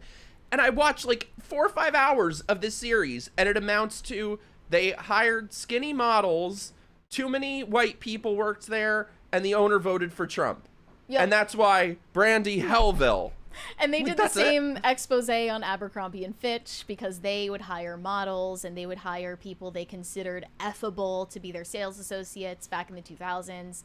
It was a whole thing. What, are they gonna hire fat slobs? And then Abercrombie and Fitch nuked their brand value because they were trying to be woke, and it didn't work out for them. But Mean Girl Wellness is this movement toward essentially tough love when it comes to weight loss and self-improvement.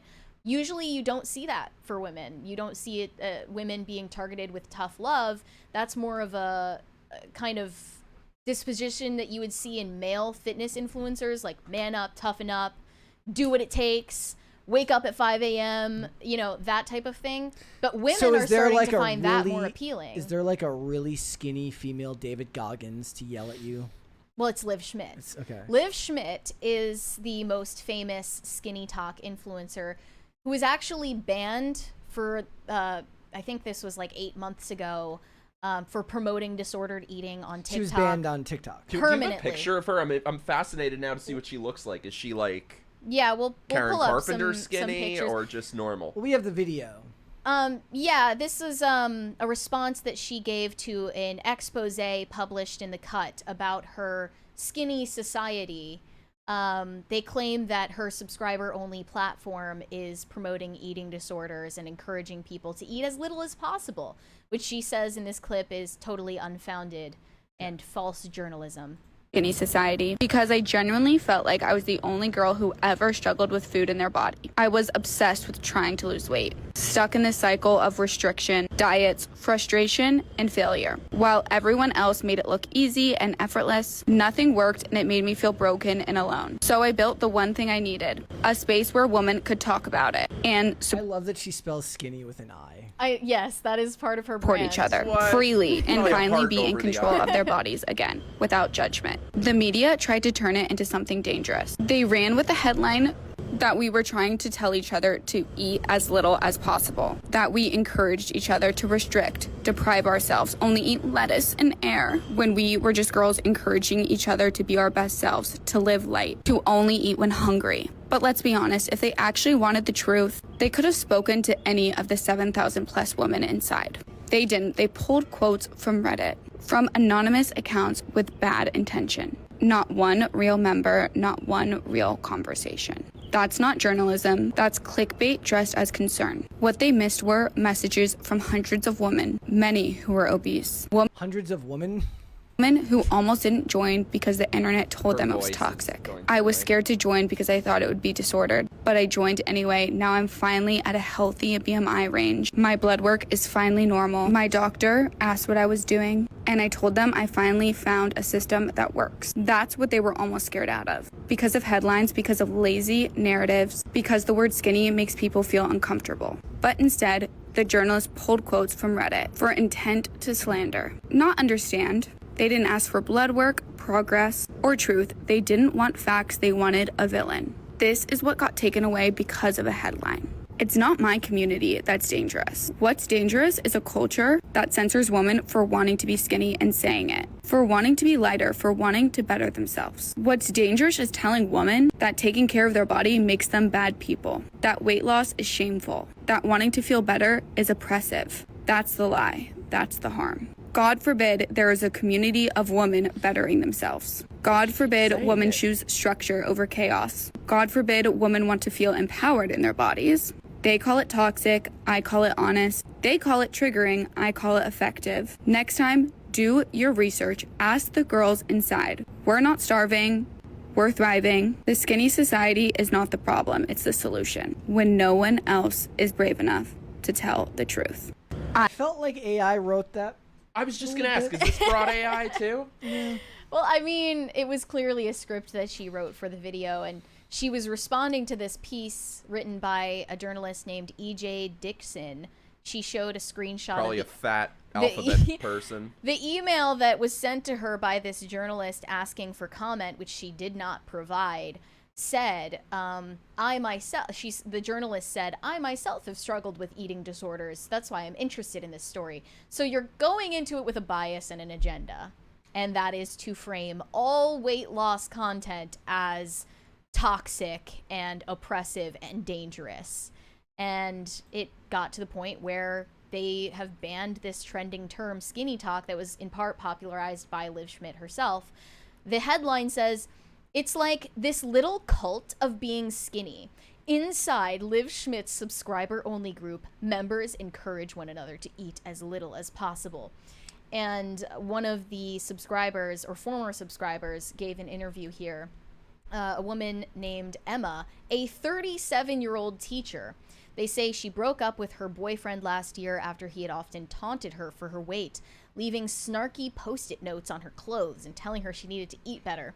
He told me I was so fat that no one else would ever love me. What? After they broke up, his words still haunted her, and she spent a lot of time scrolling through SkinnyTok, a growing community of weight loss influencers where she found Liv Schmidt. And she says there were sayings on SkinnyTok such as, what's this one? You are not a dog. You don't need a snack. Eat small, be small. And of course, the iconic Kate Moss line, nothing tastes as good as skinny feels. And she said she was essentially indoctrinated into this insane cult where all of these women are obsessed with food and how to not eat it. Okay, this chick over under 300 pounds. I'm guessing over. We won't know because she kept herself anonymous in this article. That's but why. I think we can gather that at the very least, she was someone who wanted to free herself from the pressures of basic self-improvement, right? Like, I think that's a safe guess. She joined this group because she wanted to lose weight. She felt like she wasn't good enough and then needed to go on the revenge path and cast Liv Schmidt as a maniacal villain cackling behind the scenes. And, you know, she's essentially a cult leader now. That's what they're framing her as in this article. You will be fat, you will be trans, you will eat the bugs, you will own nothing, and you will be happy. That's what it is. Is it not? I mean, I think that women are, as you can tell by the popularity of someone like Liv Schmidt, they're tired of body positivity. And if all things were fair, body positivity hashtags would be banned on TikTok because that can be dangerous as well. You could say anything is dangerous. You could say any of these trends are leading to people, you know, shortening their lifespans and quality of life. Well, how many of these body positive whales who were influencers for that have dropped dead? So many, actually. I don't know any examples off the top of my head, but I remember Blair White making a video with just a compilation of each and every last one of these body positive activists who literally just died young, very young, sometimes in their 20s. And there's no answer for that. There's no justice. There's no EU investigation in the regulatory agencies. There's no social media censorship. It's only when it comes to people wanting to lose weight. Her target demographic is overweight women, not skinny women who are trying to kill themselves. Also, are there that really, like, okay, I understand some people have eating disorders, but are there really that many of them at this moment in time? Because it seems like everybody's just fat. When you go outside, that's what you see. Yeah, I see a lot more fat people than emaciated people. I'm just like going off of my lived experience here. When I leave the house, I'm not seeing a bunch of emaciated young girls who are obsessing over calories. I'm seeing a morbidly obese society. Yeah. That probably needs influencers like this. Is it just about eating, or do they talk about other stuff? Like, does it have to do with like your fitness regimen? Or she talks a lot about, you know, like walking instead of driving places, and she talks about portion control. She says, you know, like, I eat whatever I want. I just don't eat overly much. Like, she just says, you know, I don't eat past the point of feeling uncomfortable with how much food is in my stomach. Yeah, which is just like weight loss 101. There's a dislike for taking your own future in your own hands and holding yourself accountable, which people don't like, which is a more, you know, generally male trait for something like this, which would be to hold yourself to account and not just let yourself become a slob. And, you know, but then you go down the alt-right pipeline of wanting to not be fat. Right. Yeah. How dare you? Like, that fitness is a right-wing concept. Yeah, and it's not just fitness, but beauty standards in general. You know, like, I've seen a lot of people joke about how, like, the gym is the start to the alt-right pipeline, and it's gonna make you into a fascist if you lift weights and read books. But the same thing is true of certain communities formed by women for women at this point. And I think this is mostly just panic being drummed up by the journalist class who are trying to concern troll about it, make some kind of, you know, anorexic panic where it doesn't exist. It's like a satanic panic. There's no evidence for it. And it's a shame because I follow Liv Schmidt, and I haven't seen anything from her that I would consider like crossing the line and encouraging people to hurt themselves. I've only seen very normal content about, like, maybe you don't need to eat the whole cake. Like, it's just about, like, doing something that is not only going to make you look better, but feel better. I don't know what all these people were referring to, and as I re-downloaded TikTok recently, I didn't realize there was this much outrage around this one person, this one influencer. I've seen videos that have gotten hundreds of thousands of likes on TikTok from young women who are saying Liv Schmidt is a danger to society. I'm just not seeing it. Okay. All right. The whales are upset. They are. All right.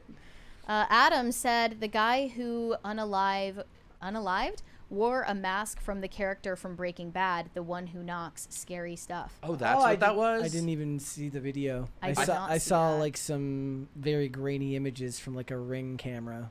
I thought it was the grandpa from Texas Chainsaw Massacre. Why is that just like something that you scroll past on your timeline on X now? Like, you're just gonna see people actual die. Snuff videos. Yeah, you do. It's terrifying. And there was the one of the lady who was she ran like a, what was she like a beauty boutique, and she got shot and killed, and then like the video it just like she was live streaming while it happened. You see her, and then she gets blurred out, and you know that that's the moment that she basically got shot in the head or whatever. Yeah. Yep. Awful. That stuff's just everywhere now. Shane H. Wilder said, virgin, lesbian, nun. I'm going to go get the holy water. You're going to need to douse your eyes with it. So this was a cameo of Rosie O'Donnell in the reboot? Oh, it was or a very she was like on a special multi-episode run? No, it's just one very special episode. Okay. And she's playing a nun who is a virgin, but somehow also a lesbian. And then there's this big, it's supposed to be this emotional scene at the end where Miranda says to her, don't leave, or then Rosie O'Donnell nun tells her, well, I'm married to God. And Miranda says, don't leave your husband, God, for me. And she's like, oh, I won't. I'm like, so even if you're married to God, they're promoting infidelity. These nuns ain't loyal. No, those are some bitch nuns. They did the same thing in that episode of Blue Bloods where it was a gay nun who came to talk to Frank, or like she left. She's like she basically says like, I left my girlfriend and then entered the seminary or whatever it is that women do. The convent. The convent. Like she basically says like, my journey to God started the day I kissed my girlfriend goodbye on a train platform, and that was like 6 years ago.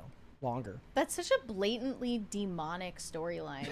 Yeah. I remember watching like they're not even trying to hide it. I remember watching him like, Mary would hate that. I would. I kind of want to hate watch this show now. It's not the show is in general good up to season 8. There are Was that 2020? There are gay priests, there are gay nuns. They shouldn't be those things, but still, to put such a spotlight on it, and also it sounds like glamorizing it. Well, also, if you're a priest or a nun, aren't you just nothing at that point? Like you're not gay or straight. Orientation. I mean, it's like doing nothing. I don't know. I don't believe that putting a label on yourself as gay like defines someone in who they are anyway. So it's kind of immaterial at that point. But yeah, really, they're not even like. They're just full mask off. Yeah. John Thomas said, what about Kim Cattrall's character? Oh, she is the only one who came out ahead in this. She refused to do it. Oh, she wasn't involved. She's the smart one. No. Did they ask her? They asked her. They wanted to do a third movie, and she turned it down because the storyline that they were going to give her is they were going to have her sexting with Miranda's underage son. Ew, what? So talk about mask off. That's disgusting. So that's why she said no, I hope. That, and there was this whole feud of her and Sarah Jessica Parker. She had a cameo in one episode. They paid her $1 million to do a 30-second cameo of her sitting in a car on the phone. She was like, I ain't filming with any of these bitches. No. We have some Rumble rants. Yes, we do. This one here from Hello Darkness says, Mary's dolphin take is fake news. Dolphins do get rapey with each other, but not humans. I have so many questions of this whole thing. I feel like this. So that was an old wives' tale, a deep dive. Oh, baby!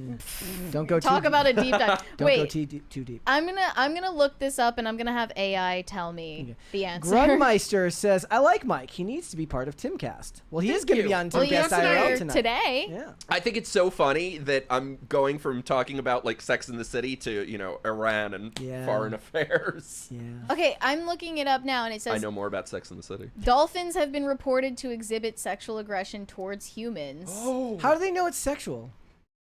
Because did the dolphin tell them? They have their dolphin dicks out. Is it like dogs when you see the dick come out? Kind of. Which is terrifying. It's like when people tell me that they know what their cat's thinking. I'm like, do you really? I don't think it's like that at all. How do they know it's? How do they know it's sexual? Well, because they're like. It says full-on intercourse is unlikely due to challenges of human-dolphin physiology. Yeah. Okay, this needs to be a movie. But maybe using the word rape is a human term, so they say it's forced copulation to be more accurate. While there are documented cases of what are the documented cases? I want to know every detail. There are documented cases of dolphins displaying sexual aggression towards humans. These instances are extremely rare and occur often as a result of excessive human interaction.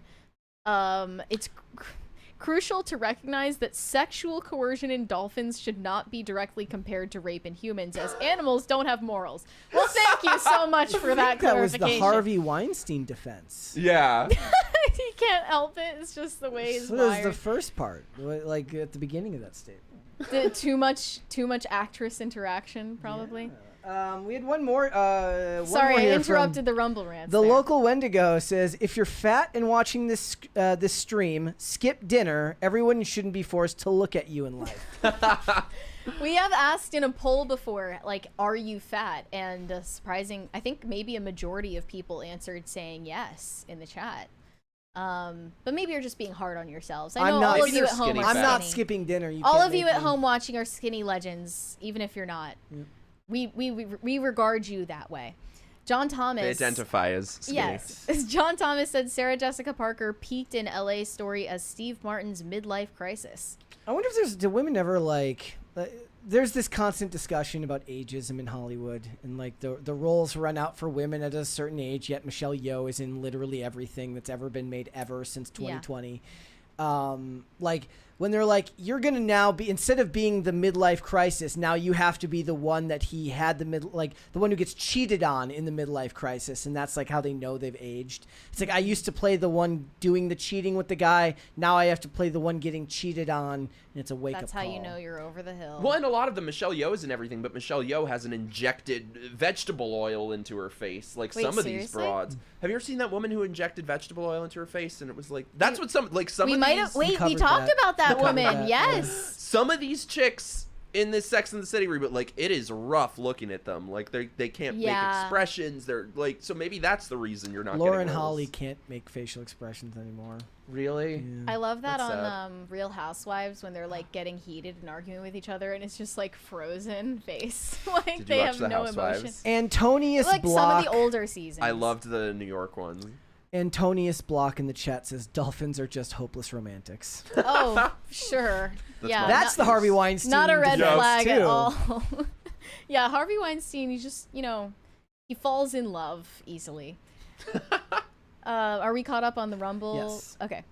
Robert said, Brett won't watch movies with COVID storylines. Too bad. I think you and Mary would like my film 15 Days, a dramedy about servers trying to stay afloat. During COVID, that sounds like a hell of a story to have. Because we were told it would just be 15 days, weren't we? I did. I did. What was that movie? The what was the one we watched? The Bubble. The Bubble on Netflix. That one was just stupid enough that I could sit through it. I was fine with that. It was stupid and it sucked, but they were like going for campy. Comedy about out-of-touch celebrities during COVID. And oh, really? Who is it that made that one? They're on Judd like Apatow. They're on a film set in the middle of COVID regulations in Hollywood, and they're all. And that was fine because they're portraying actors as stupid, vapid people, which is what they are. So. Yeah, I'm shocked they let that out there. In Glass Onion, the way that they opened Glass Onion with Daniel Craig in the bubble bath on Zoom playing Among Us with the rest of the cast. Yeah. That might be the cringiest, the cringiest Hollywood reference to COVID I have ever seen. I hope to ever see. The only good COVID movie, I still can't believe this was allowed to be released. Have you guys seen Sick? No. Oh, it's amazing. I don't think it's so. a slasher. It's written by the writer of Scream. And it is just an FU. Kevin Williamson? Yup. It is just an FU to COVID Karens. Cool. It's amazing. You guys should check that out. Maybe you would like it, Brett. You're a Scream fan. I am a Scream fan. Oh, I'm so hoping Scream 7 doesn't suck. I mean, I really... They're losing everybody, though. Like, it's just... Nev Campbell is there. That's all that matters. But, yeah, only after a lot of pay negotiation. Good. You know what, though? I saw somebody say this on Twitter. Good for her that Nev Campbell... So, apparently, it wasn't just pay. It was the role that they were giving her in Scream 6 that she would have been so sidelined like she was in 5. And good for her that she's the only legacy actor who refused to have her character degraded like that. Like, Mark Hamill should have done that. Harrison Ford should have done that. And now they're putting her back front and center like she should be. Yeah. Well, they don't have a choice now because... Yeah, everyone else is Melissa gone. Barrera and Jenna Ortega were like, peace. Yeah.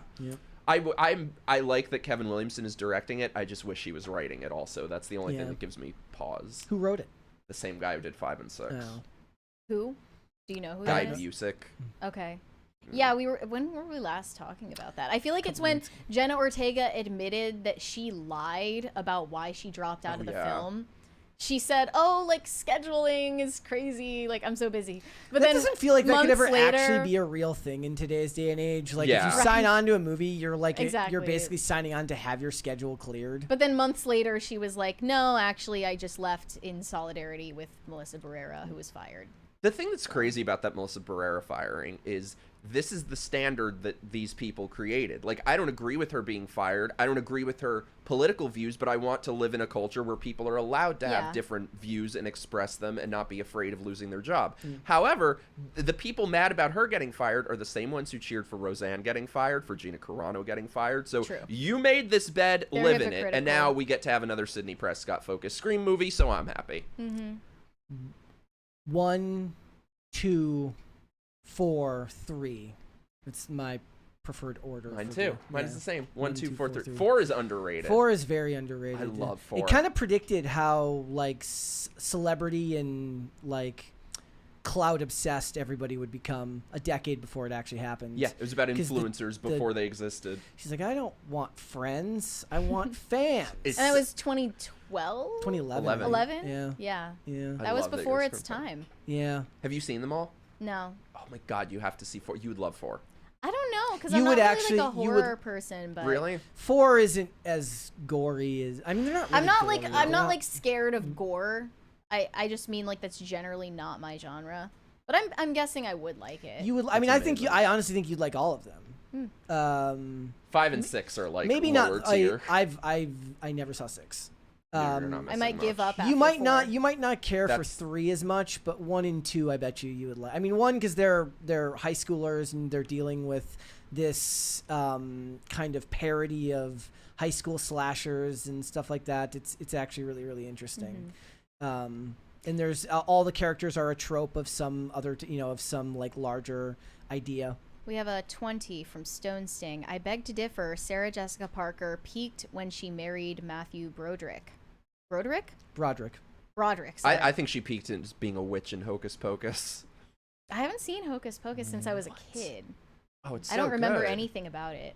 But as for what you said about Melissa Barrera, I think it would be a much different situation if the movie came out and she did what Rachel Zegler did, where she attached promo of the movie to her takes about Palestine or whatever it may be, her pet issue. Yeah. What Rachel Zegler did might actually have an effect on her future prospects. Yeah, I agree. Remains to be seen. Shane H. Wilder said, SkinnyTok banned on TikTok. How long until Mary gets banned again for not for being skinny necessarily, just for being Mary? No offense, Mary. I am not getting the same numbers on TikTok that I'm getting on Instagram for some reason. Yeah. Maybe I'm getting demoted already, but my fashion videos are doing quite well on Instagram unexpectedly. I might just keep doing that, see how far I can take it, but I can only hate for so long. Right? Like, I the next one I wanted to do was about men's fashion trends that I hate. Do you have any that come to mind? Just for inspiration. Man buns, like you once had, I assume. Yes, I did have that. Well, that's not like something like more ones? Recent, like. I don't know. My style is stuck in the 2000s, so I don't know what current ones are. The studded belt is. I don't even know. I don't even know what a modern fashion trend for men is. Like they found tapered pants that actually look good, and they just stopped. Yeah. What are men's fashion trends now? Well, I did make a video. I just haven't decided which parts I'm gonna keep in. One of them was the short shorts, the 5-inch inseam shorts. I love. No, from my cold dead hands, will someone pry away my short shorts? Well, you're not gonna be happy about this video then. People are not happy with me. They're saying you just hate fun. Why don't you let people wear what they want? I'm not I wouldn't be able to stop you from wearing ugly shit if I tried. But I'm just trying to warn you because I care. No, I'm with you. I own the fact that they are hideous and horrible, but I love them. But it's even the celebrities on red carpets. Guys. Crisis party. Paul Mescal is a repeat offender with the short shorts. It's offensive. It's perverted. Okay. Thank you guys. Okay. Geneva said, just a super chat to my favorite podcast to celebrate buying my first car. Oh, hey! Congratulations. Congrats. That's A exciting. second biggest investment you'll ever make next to a house. Yeah. If you ever get a house. Not about you, just about the state of our society. Omega Red fan said, bring back the Hartford Whalers hockey team. That will show them. LOL. The Whalers, that was like the Savannah Bananas, right? No, it was just a regular hockey team. Wait, then what was the fake team that you were talking about that doesn't exist, but people wear the merch for this team as a joke, like an inside joke with each other? I have no idea. Like, what are we talking? I feel like this came up like ages ago. I don't remember now. What sport? I would have to know what sport you're talking about. I thought it was hockey. But I could be wrong. The Mighty Ducks became a real team after the movie The Mighty Ducks came out. I've always wondered that, which came first. Yeah, the movie came first, and then they became a pro team. Wow. I don't know what team that what you're talking about. It'll like come to me later. It's probably something really specific, but I don't know what you're talking about. A serious man said, "Hey, Mike." Hey, what's up? And then he said, the Morbius trailer dropped during COVID with the line, "What if the cure is worse than the disease?" Wow. Predictive programming, am I right? Yeah. Well, Kinda that's creepy. good. That's canceled now because Jared Leto's gonna go to trial. Is he for real? No, I'm sure they'll at least take the case to court.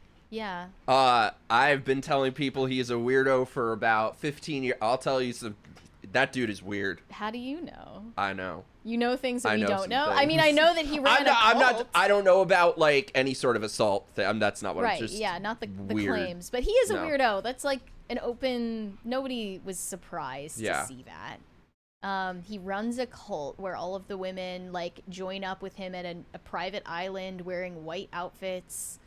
He's like their Jesus. And then there's also all of the stuff that he allegedly did while playing method acting as the Joker.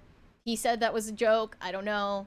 You don't get to send people like used condoms and dead rats and go, "Oh, it's a prank, bro." Like some people said, we tried to clear this up the other day when the allegations came out. Like some people said that it was made up for publicity or for marketing the movie.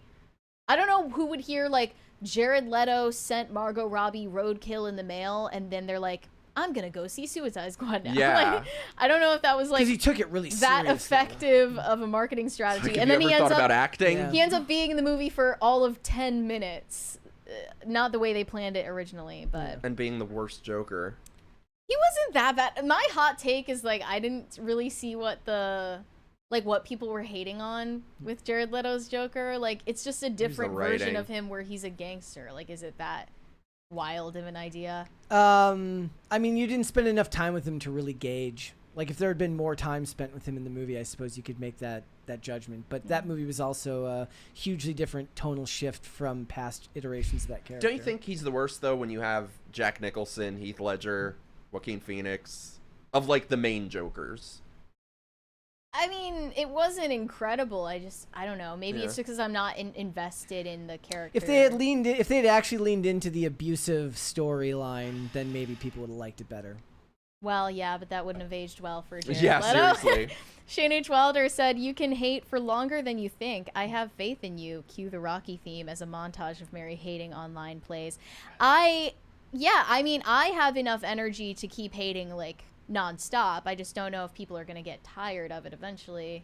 That's what I like about you. I don't want the audience capture to cause me to, like, I'm going to be stuck making fashion hate videos for the rest of my career online. Well, you can always pivot. I can always pivot. I want to see these hate videos. What are the recent things Brett, you're hating on? how about you pull up the please. videos? We have enough time to at least watch a couple of them on my Instagram. Okay. I was going to say it. We have another from David Aramond. Fake hockey team might be North Stars. They no longer exist. That is the Minnesota North Stars became the Dallas Stars. Oh, I see. Well, they're still real. They were a real team at one point. Could have been the Mighty Ducks. Could have been talking about the Chiefs from the movie Slapshot. Could have been talking about what's another one? Like I have a Hawks jersey because the Hawks were the team that the Mighty Ducks played in that movie. So I got the team. I got the jersey from the bad guys. Nice. Because they had a cooler jersey. All right, here's the most recent one. So. Okay, yeah, this was part 2. Was so mature about my last fashion video. I am back for round 2 of 2025 fashion trends I hate. First off, the Labubu community is going to attack. We're in the 2-person Oh, are shot. we in the? Hold on. me for this, but these bag charms are so ugly. Need I say more? Also, your delivery is different than on the show.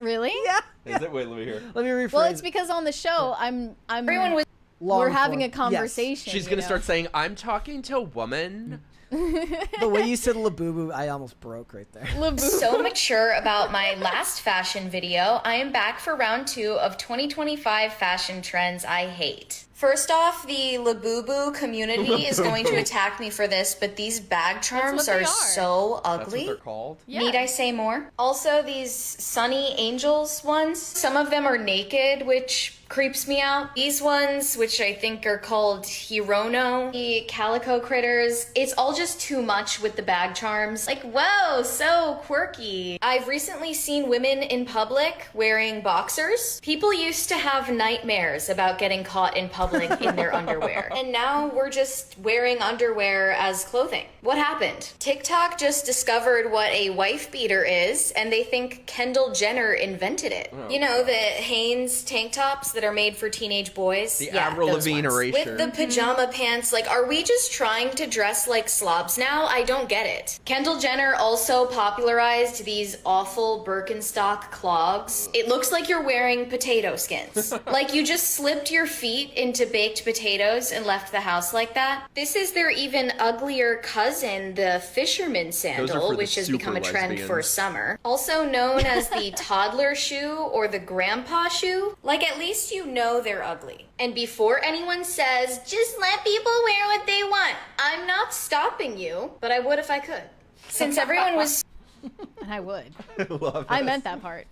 They do look like they put on like twice baked potatoes. High Voltage 75 has a question for you. Guest, have you heard of the People's Joker?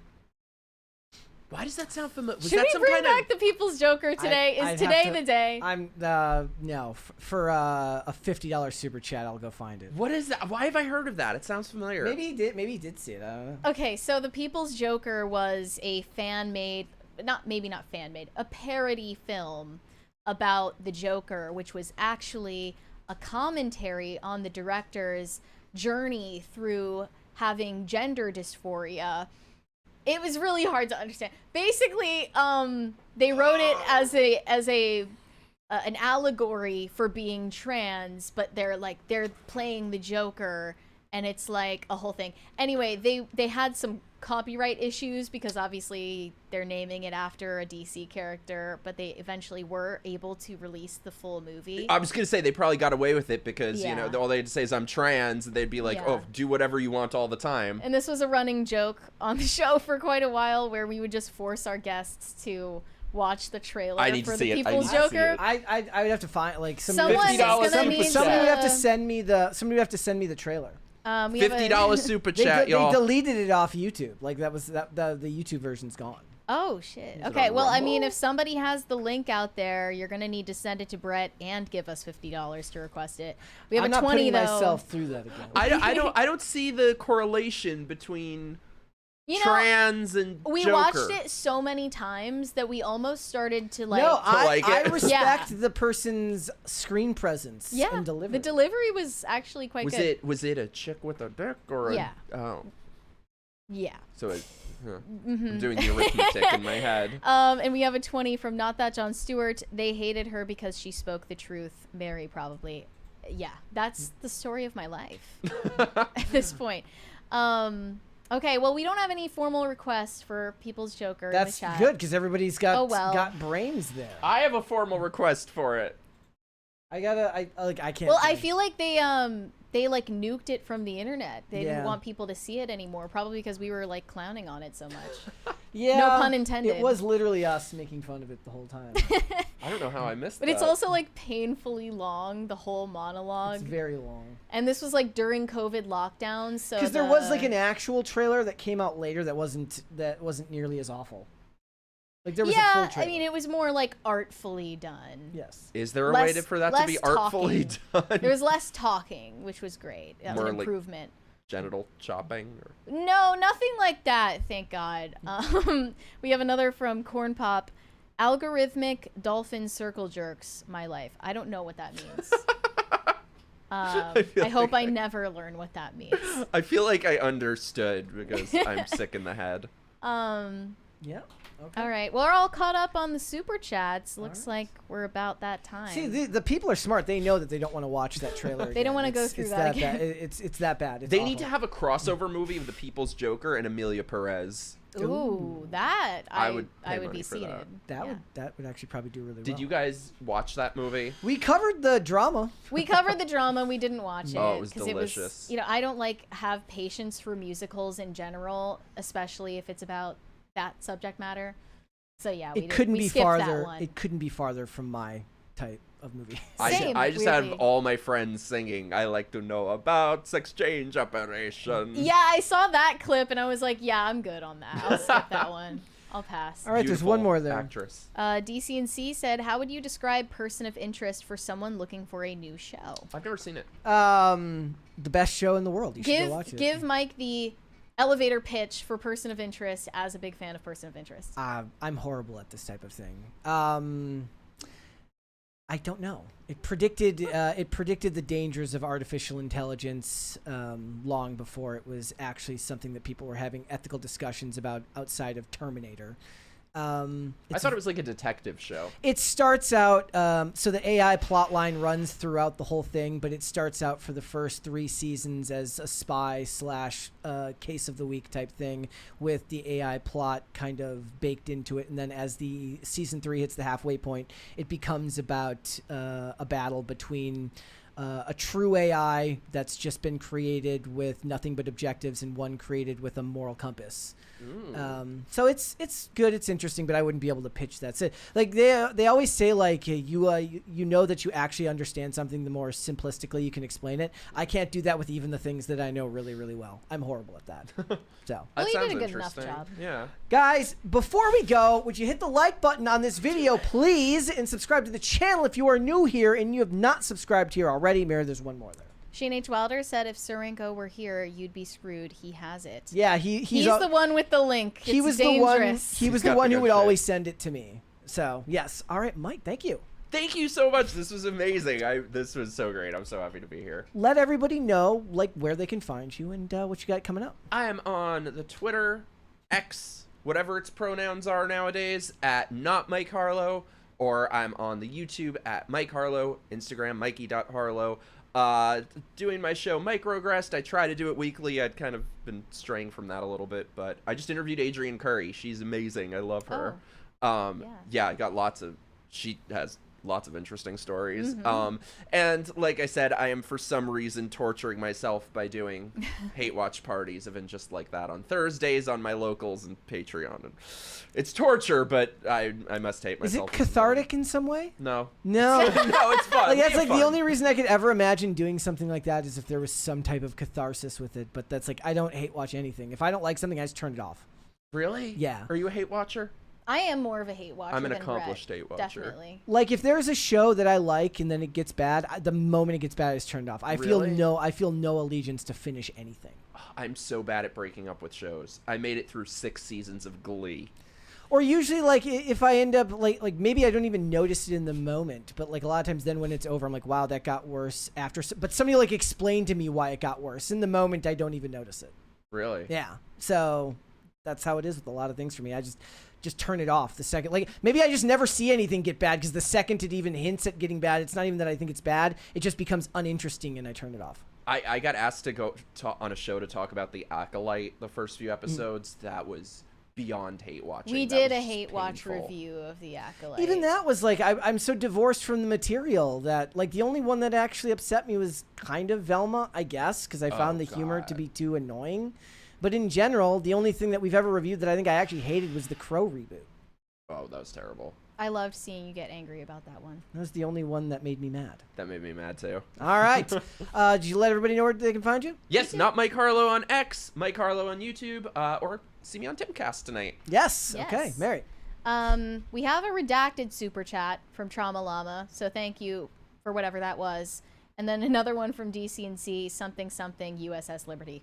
On that note, you can send me redacted? Validation on Instagram at Mary Archived, or you can send me hate on X. That is also Mary Archived, and help me get my numbers up on TikTok. That is also Mary Archived. Perfect. Guys, if you want to follow me, Instagram and Twix at Brett Dasovic on both of those platforms. We are here 5 days a week, Monday through Friday, 1 p.m. Eastern, 3 p.m. Eastern Standard Time, which is, of course, noon Pacific. We are on Amazon Music, Apple Podcasts, Pandora, Spotify. If you would like to listen rather than watch the show, you can also rate and review on Apple Podcasts and on Spotify, which always helps out the show as well. And if you want to follow us on social media, we are on Twix at popculture_show, Facebook at Pop Culture Crisis, Instagram at Pop Culture Crisis Pod. Guys, we will be back with another episode tomorrow. We'll see y'all then. Bye. Bye, everybody.